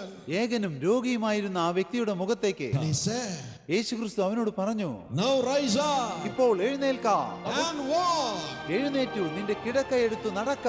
Rise up. എഴുന്നേൽക്കുക, നടക്കുക. Walk. എഴുന്നേറ്റ് നടക്കുക. You needed somebody to talk a word to you. നിന്നോട് ആരെങ്കിലും ഒരു വാക്ക് പറയണമെന്ന് നീ ആഗ്രഹിക്കുന്നു. You needed somebody to encourage ഈ you. ലോകത്തിൽ ആരെങ്കിലും നിന്നെ പ്രോത്സാഹിപ്പിക്കണമെന്ന് നിങ്ങൾ എല്ലായ്പ്പോഴും ആഗ്രഹിക്കുന്നു. I, Jesus, am here. യേശു ക്രിസ്തുവായ ഞാൻ നിങ്ങൾക്ക് വേണ്ടി ഇവിടെയുണ്ട്. Not just to encourage you. നിങ്ങളെ പ്രോത്സാഹിപ്പിക്കുന്നതിന് വേണ്ടി മാത്രമല്ല, Not just to comfort you. നിങ്ങൾക്ക് ആശ്വാസം പകരുന്നതിന് വേണ്ടി മാത്രമല്ല, But to heal you and give you a future. നിങ്ങൾക്ക് സമ്പൂർണ്ണ സൗഖ്യവും ശോഭനമായ ഒരു ഭാവി ജീവിതവും നൽകുന്നതിന് വേണ്ടിയാണ് യേശു ക്രിസ്തുവായ ഞാൻ ഇവിടെയുള്ളത്. Bring you joy. നിങ്ങൾക്ക് ആനന്ദം പകരുന്നതിന് വേണ്ടിയാണ്. Not to be dependent on anybody. ഈ ലോകത്തിൽ ജീവിക്കുമ്പോൾ നിങ്ങൾ ആരിലും ആശ്രയിക്കരുത്. But to walk by yourself. എന്നാൽ അതേസമയം നിങ്ങൾ സ്വന്തം ശക്തി കൊണ്ട് നടക്കണം. Live by yourself. നിങ്ങൾ സ്വന്തം ശക്തി കൊണ്ട് ഇഹലോകത്തിൽ സന്തോഷത്തോടെ ജീവിക്കണം. Have hope in yourself. നിങ്ങൾ നിങ്ങളിൽ പ്രത്യാശയുള്ളവരായി മാറണം. അതാണ് എന്റെ ആഗ്രഹം. Jesus said, യേശു പറഞ്ഞു, I have come ഞാൻ ഈ ലോകത്തിലേക്ക് വന്നിരിക്കുന്നു to make you live with abundant life. നിങ്ങൾ സമൃദ്ധമായ ജീവൻ പ്രാപിച്ച് ഇഹലോകത്തിൽ സന്തോഷത്തോടെ ജീവിക്കുന്നതിന് വേണ്ടി. Lifted him up യേശു ക്രിസ്തു അവനെ ഉയർത്തി. and he walked. അവൻ നടന്നു. He walked. അവൻ നടന്നു. He was healed. അവൻ സൗഖ്യം പ്രാപിച്ചു. Tonight he is going to do it for you. ഇന്ന് നിങ്ങൾക്കും യേശു അപ്രകാരം ചെയ്യും. He is ready to lift you up. യേശു നിങ്ങളെ കരം പിടിച്ച് ഉയർത്തുവാൻ തയ്യാറായിരിക്കുന്നു. Saying, I am there for you, my son. എന്റെ മകനെ, ഞാൻ നിങ്ങൾക്ക് വേണ്ടി ഇവിടെയുണ്ട് എന്ന് പറഞ്ഞുകൊണ്ട് നിങ്ങളെ ഉയർത്തും. I am there for you. നിങ്ങൾക്ക് വേണ്ടി ഞാൻ ഇവിടെയുണ്ട്. He has said in 2 Corinthians 6:18, 2 കൊരിന്ത്യർ 6:18 വാക്യത്തിൽ നമ്മുടെ കർത്താവായ യേശു ക്രിസ്തു ഇപ്രകാരം പറഞ്ഞിരിക്കുന്നു, I'll be a father to you. എന്റെ പ്രിയമക്കളെ, ഞാൻ നിങ്ങൾക്ക് ഒരു പിതാവായിരിക്കും. You'll be my son. ഈ ലോകത്തിൽ ജീവിക്കുന്ന നിങ്ങൾ എന്റെ പുത്രന്മാരായിരിക്കും. You'll be my daughter. നിങ്ങൾ എന്റെ പ്രിയപ്പെട്ട പുത്രിമാരായിരിക്കും. Tonight you can have great joy. ഇന്ന് അത്യധികമായ ആനന്ദം പ്രാപിക്കുവാൻ നിങ്ങൾക്ക് ഓരോരുത്തർക്കും സാധിക്കും. The whole world would have forgotten you. ഈ ലോകം മുഴുവനും ഒരുപക്ഷെ നിങ്ങളെ മറന്നു കളഞ്ഞിരിക്കും, തള്ളിക്കളഞ്ഞിരിക്കും. But Jesus has come to you. എന്നാൽ യേശു ക്രിസ്തു നിങ്ങളിലേക്ക് വന്നിരിക്കുന്നു. He says, I will not leave you comfortless. യേശു പറയുന്നു, ആശ്വാസമില്ലാത്തവരായി അലയുവാൻ നിങ്ങളെ ഞാൻ ഒരിക്കലും വിടില്ല. I will not leave you as an orphan. ഞാൻ നിങ്ങളെ ഇഹലോകത്തിൽ ഒരിക്കലും അനാഥരായി വിടുകയില്ല. I will turn your sorrow into joy. നിങ്ങൾ ഓരോരുത്തരുടെയും ദുഃഖത്തെ ഞാൻ സന്തോഷമാക്കി തീർക്കുമെന്ന് യേശു ക്രിസ്തു പറയുന്നു. Only for that Jesus died as an orphan on the cross. അതിനുവേണ്ടി മാത്രമാണ് സർവ്വ മഹത്വങ്ങളും വെടിഞ്ഞ് നമ്മുടെ കർത്താവായ യേശു ക്രിസ്തു കാൽവറി ക്രൂശിൽ ഒരു അനാഥനെ പോലെ മരണം വരിച്ചത്. Nobody to help him. യേശു ക്രിസ്തുവിനെ സഹായിക്കുവാൻ ആരും ഈ ലോകത്തിൽ ഉണ്ടായിരുന്നില്ല. Great my God, why have you forsaken? യേശു ക്രിസ്തു നിലവിളിച്ചു, എന്റെ ദൈവമേ, എന്റെ ദൈവമേ, നീ എന്നെ കൈവിട്ടത് എന്ത്? He understands your loneliness. പ്രിയ സ്നേഹിതരെ, നിങ്ങളുടെ ഏകാന്തതയുടെ ആഴം യേശു ക്രിസ്തു മനസ്സിലാക്കുന്നു. Loneliness is terrible. സത്യത്തിൽ ഏകാന്തത അതീവ ഭയാനകമാണ്. The great actress Marilyn Monroe wrote in her diary, സുപ്രസിദ്ധ ഹോളിവുഡ് നടിയായിരുന്ന മെർലിൻ മൺറോ തന്റെ ഡയറി കുറിപ്പിൽ ഇപ്രകാരം എഴുതിയിരുന്നു. Every day she had written, എല്ലാ ദിവസവും അവൾ ഇപ്രകാരം എഴുതിയിരുന്നു, I am lonely.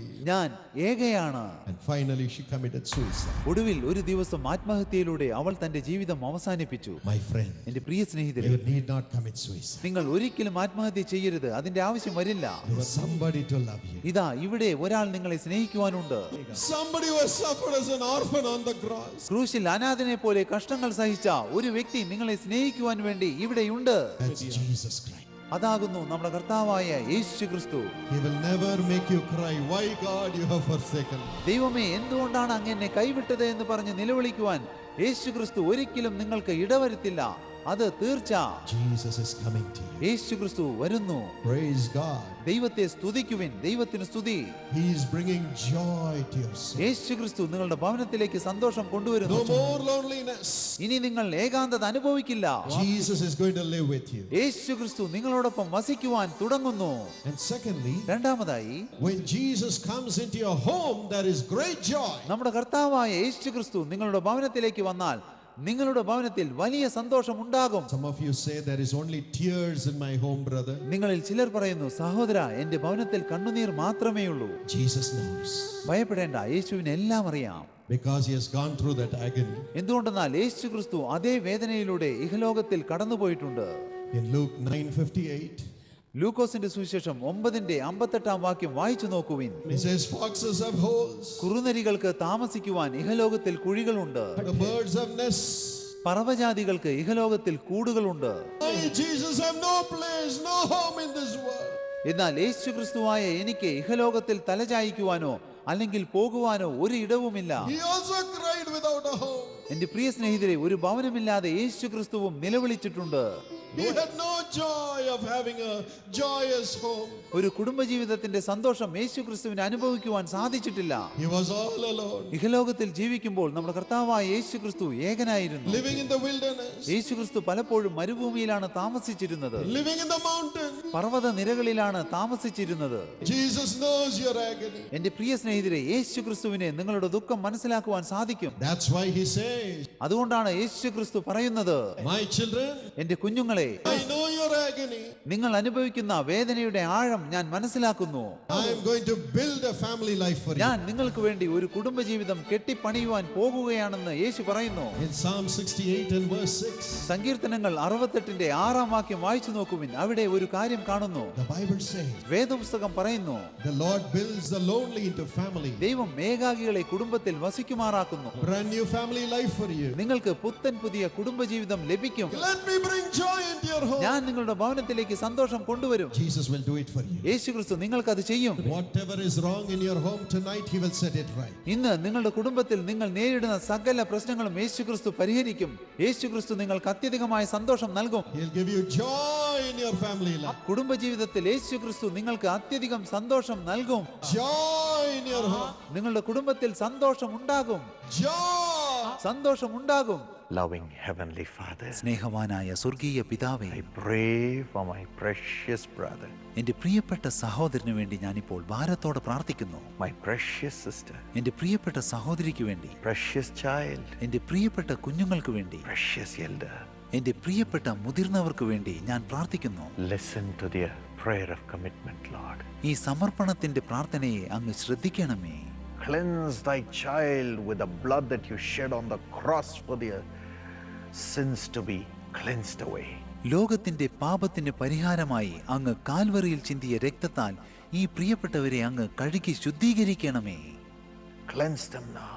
അവരെ ഇപ്പോൾ അങ്ങ് കഴുകി ശുദ്ധീകരിക്കണമേ. You sin, ദുഷ്ടപാപമേ, you sinful nature, പാപനിർഭരമായ സ്വഭാവമേ, you sinful actions, പാപം നിറഞ്ഞ പ്രവൃത്തികളെ, you sinful addictions, പാപനിർഭരമായ ദുശീലങ്ങളെ, you sinful thoughts, പാപനിർഭരമായ ചിന്തകളെ, I command you in Jesus' name, leave the soul and the spirit of this person who is praying right now.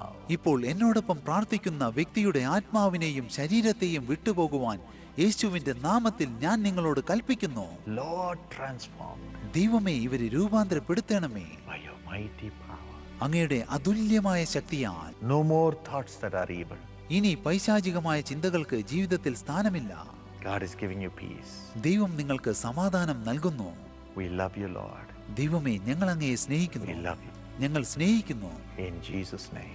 യേശുവിന്റെ നാമത്തിൽ. Amen. Amen. My friend. പ്രിയ സ്നേഹിതരെ, God bless you. ദൈവം നിങ്ങളെ അനുഗ്രഹിക്കട്ടെ.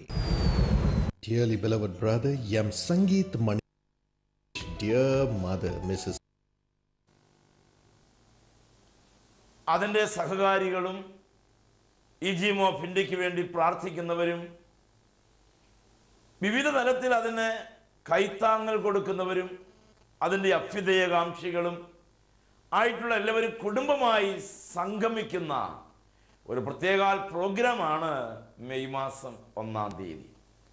ഞാൻ വളരെ നേരത്തെ ഇത് ടെലിവിഷനിലൂടെ പ്രഖ്യാപിക്കാൻ കാരണം കേരളത്തിന് പുറത്തും ഇന്ത്യക്ക് പുറത്തുമായി കഴിയുന്ന ഞങ്ങളുടെ പ്രിയപ്പെട്ടവർ അവധി ക്രമീകരിച്ച് കടന്നു വരുമ്പോൾ മെയ് 1-ാം തീയതി എങ്കിലും ഈ പ്രത്യേക പ്രോഗ്രാമിൽ സംബന്ധിക്കത്തക്കവണ്ണം നിങ്ങൾ റിട്ടേൺ ടിക്കറ്റ് എടുക്കണം എന്ന് വളരെ വിനയത്തോടെ ഓർമ്മപ്പെടുത്തുന്നു. അതല്ലെങ്കിൽ കേരളത്തിലേക്കുള്ള ടിക്കറ്റ് എടുക്കുമ്പോഴും നിങ്ങൾ ആ തീയതി ഈജിയം ഓഫ് ഇന്ത്യക്ക് വേണ്ടി ശുശ്രൂഷയ്ക്ക് വേണ്ടി നീക്കി വയ്ക്കാൻ മറക്കരുത്. നിങ്ങളോടുള്ള ദൈവസ്നേഹത്തിൽ വളരെ വിനയത്തോടെ ആവശ്യപ്പെടുകയാണ്. നിങ്ങളെ നിരസിക്കില്ല. നിങ്ങൾ എത്ര പേരുണ്ടെങ്കിലും അവർക്കുള്ള താമസവും സൗകര്യങ്ങളെല്ലാം ഞങ്ങൾ ക്രമീകരിക്കുന്നതാണ്. ആ കാര്യങ്ങൾ നിങ്ങൾ മുൻകൂട്ടി അറിയിക്കണമെന്ന് മാത്രമേ ഉള്ളൂ. നിശ്ചയമായും അത് ദൈവ സ്നേഹത്തിൽ ഞങ്ങൾക്ക് ചെയ്തു തരാനായിട്ട് കഴിയും. 30-ാം തീയതി രാവിലെ ഞാൻ എടുക്കുന്നതായി ബൈബിൾ ക്ലാസ് ഉണ്ട്. അങ്ങനെ എല്ലാ ദിവസവും രാവും പകലും നമുക്ക് പ്രോഗ്രാം ഉണ്ട് എന്നുള്ളത് കൊണ്ട് ആ 3 ദിവസം നമുക്ക് ഒരുമിച്ചായിരിക്കാം. ദൈവം നാമത്തിൽ നിങ്ങളെ ക്ഷണിക്കുന്നു. വളരെ ദൂരെയുള്ള നിങ്ങൾ ഈ 3 ദിവസം ഒരുമിച്ച് അതിൽ സന്ധിക്കാനായിട്ട് നേരത്തെ കലണ്ടർ നോക്കി പ്ലാൻ ചെയ്ത് വെക്കണമേ എന്ന് വളരെ വിനയത്തോടെ അറിയിക്കുകയും നിങ്ങളെ ദൈവസ്നേഹത്തിൽ ക്ഷണിക്കുകയും ചെയ്യുന്നു. ദൈവം നിങ്ങളെ അനുഗ്രഹിക്കട്ടെ. Price the Lord. പ്രിയ ദൈവമക്കളെ, ഇന്ന് ഹോശാന. ലോകത്തിൻ്റെ 5 വൻകരകളിലായി ധാരാളം സഭകൾ ഈ ഞായറാഴ്ച ദിവസത്തിന് ചില പ്രത്യേക പ്രാധാന്യം കൽപ്പിക്കുന്നുണ്ട്. ഈ ദിവസത്തിന് പ്രാധാന്യം കൊടുക്കുന്നവരും കൊടുക്കാത്തവരും ഒക്കെ ഉണ്ട്. ഇവർ തമ്മിൽ അന്യോന്യം വിധിക്കേണ്ട കാര്യങ്ങളൊന്നും അതിനകത്തില്ല. പക്ഷേ ഹോസന്ന എന്ന് പേരിൽ അറിയപ്പെടുന്ന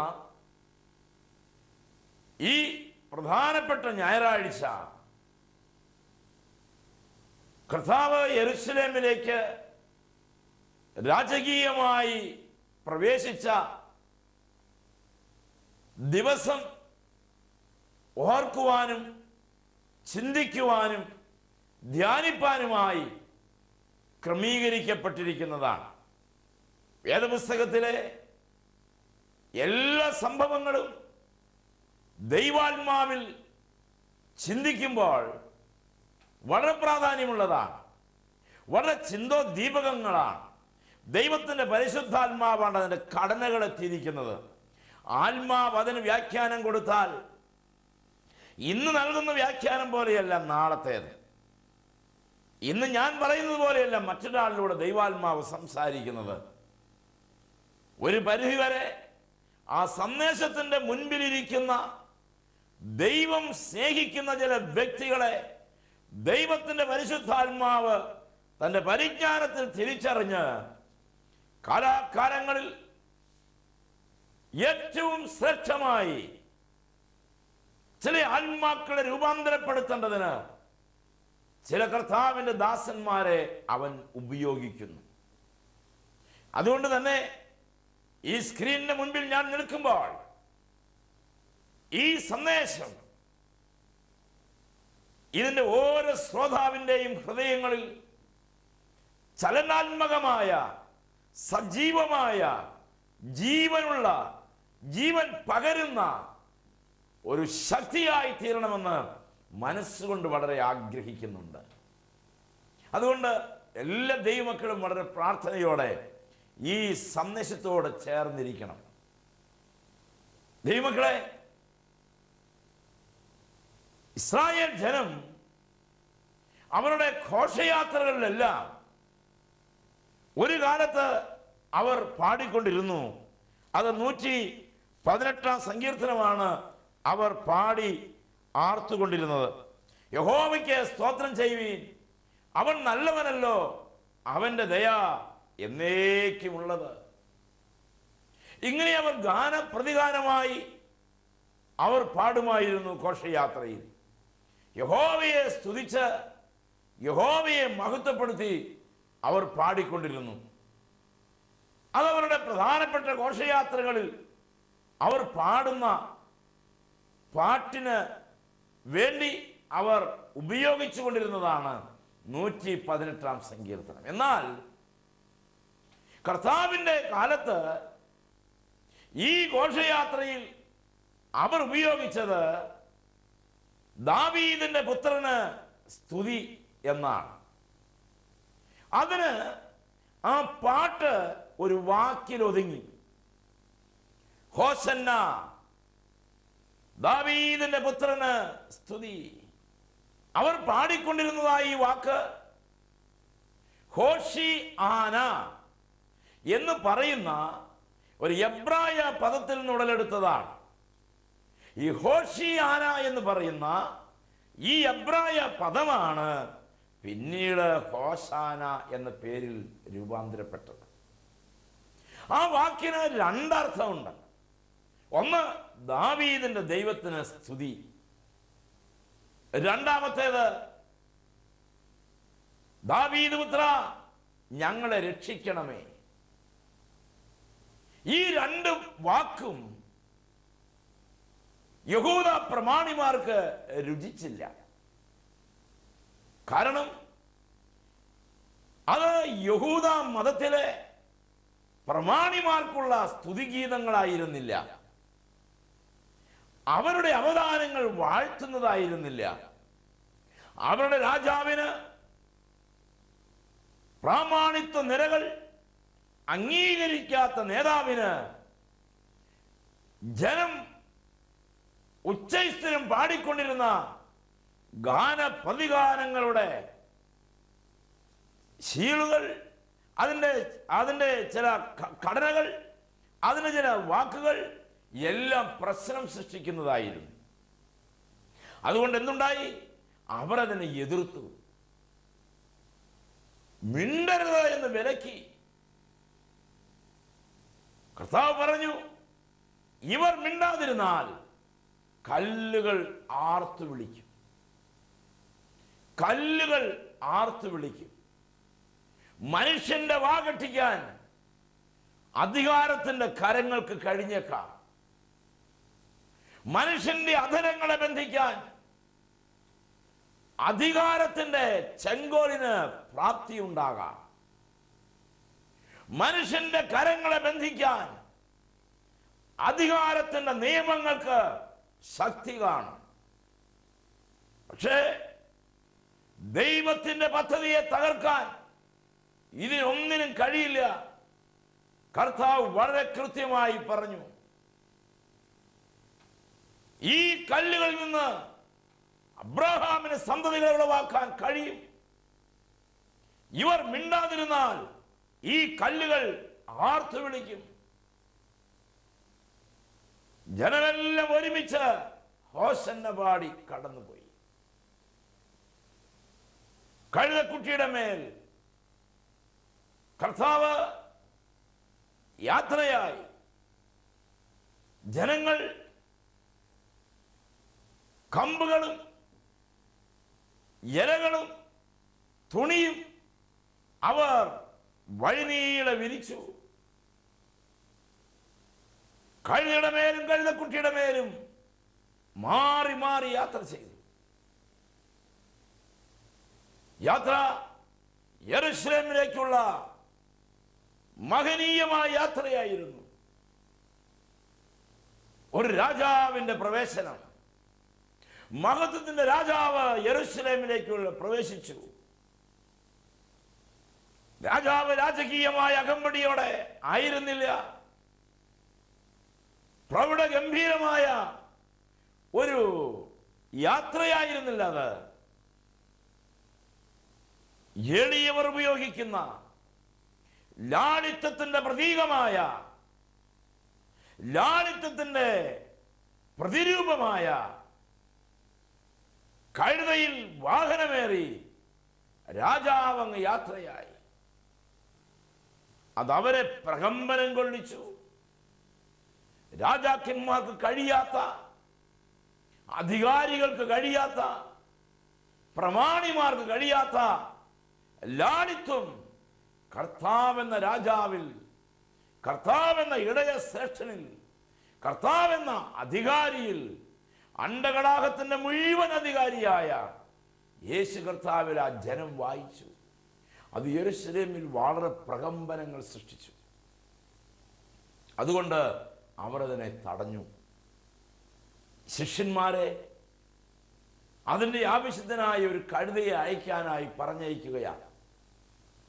നാം ശുദ്ധിയുള്ള ലൂക്കോസിന്റെ സുവിശേഷം 19-ാമത്തെ അധ്യായം അതിൻ്റെ 29-ാമത്തെ വാക്യം മുതൽ 40-ാമത്തെ വാക്യം വരെ നാം വായിക്കുമ്പോൾ അതിൻ്റെ വിശദീകരണങ്ങളെല്ലാം കാണാം.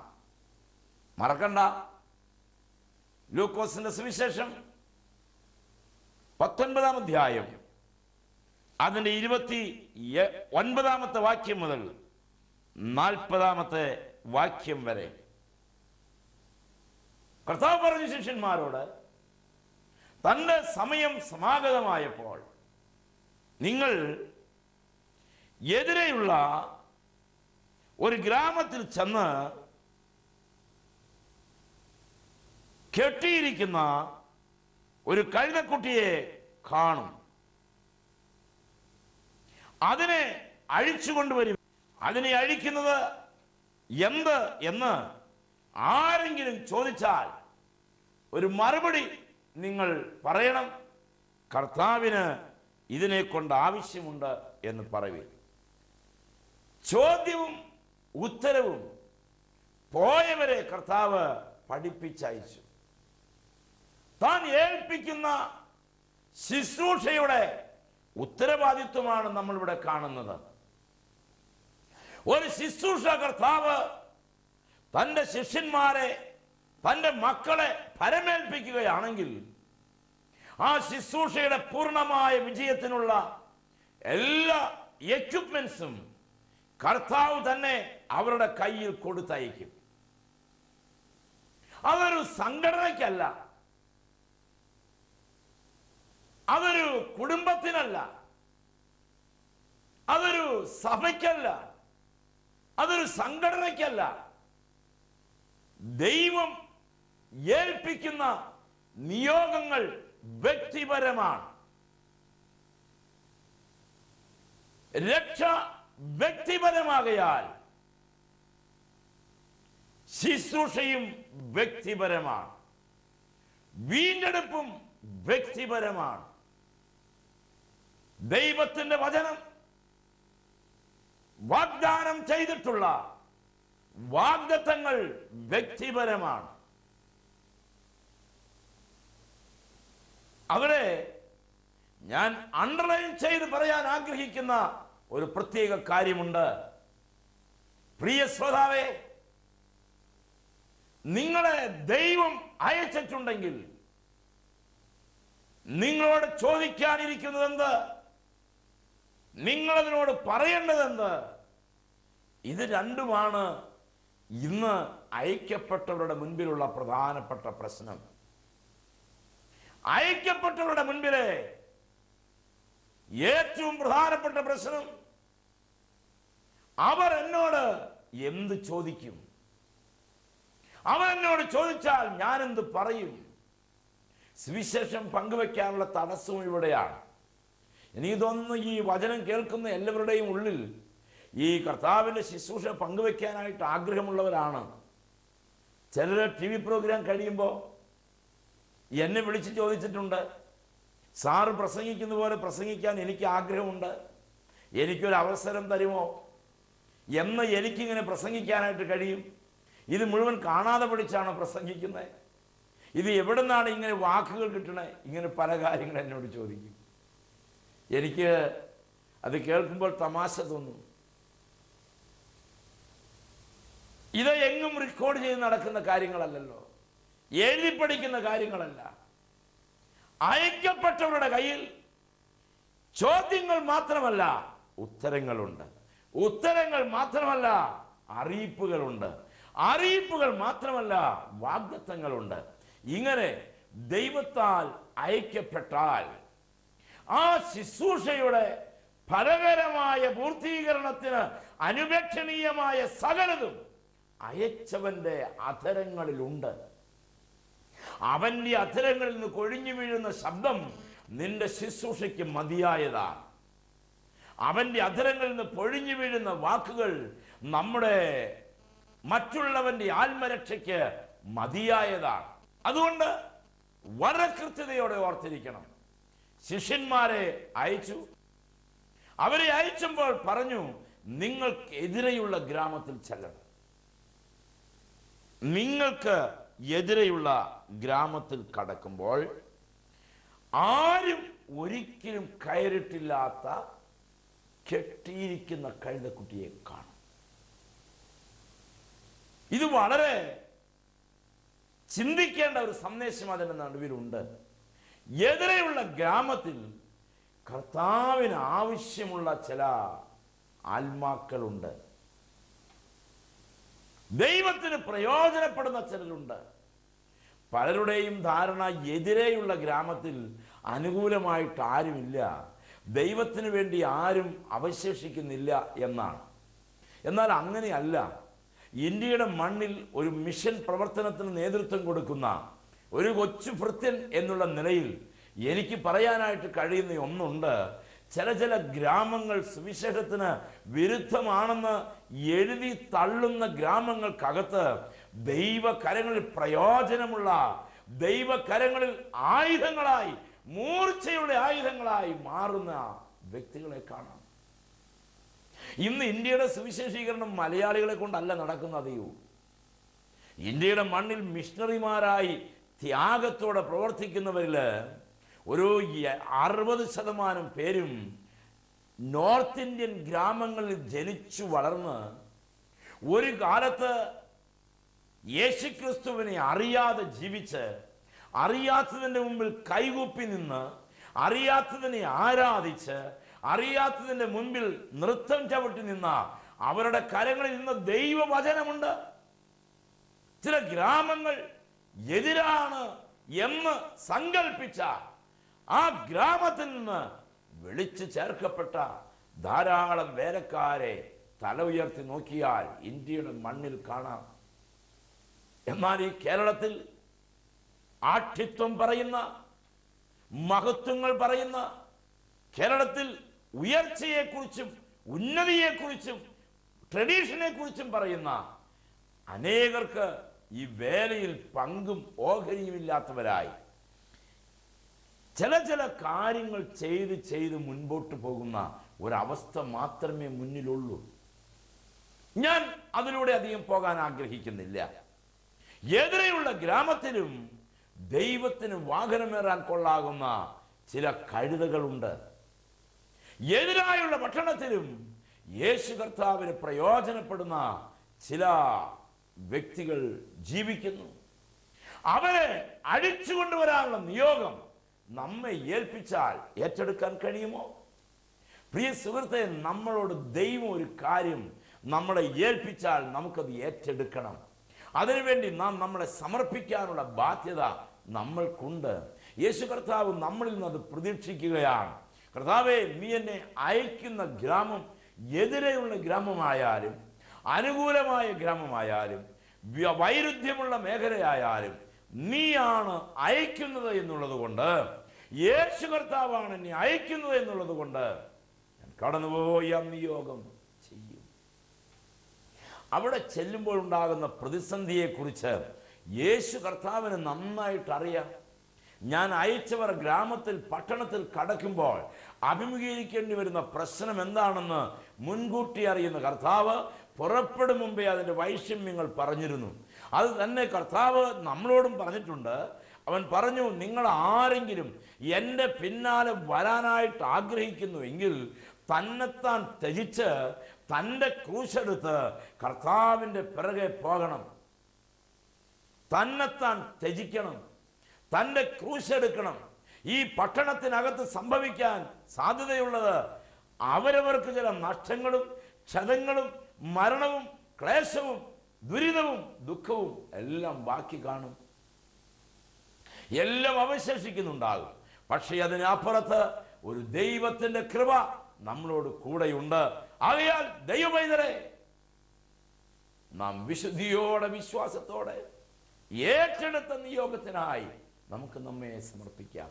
കെട്ടിയിരിക്കുന്ന കഴുതക്കുട്ടിയെ അഴിച്ചുകൊണ്ടുവരിക എന്നുള്ളത് ഹോസന്നായുടെ ദിവസം ദൈവം ജനത്തിന് നൽകുന്ന സന്ദേശമാണ്.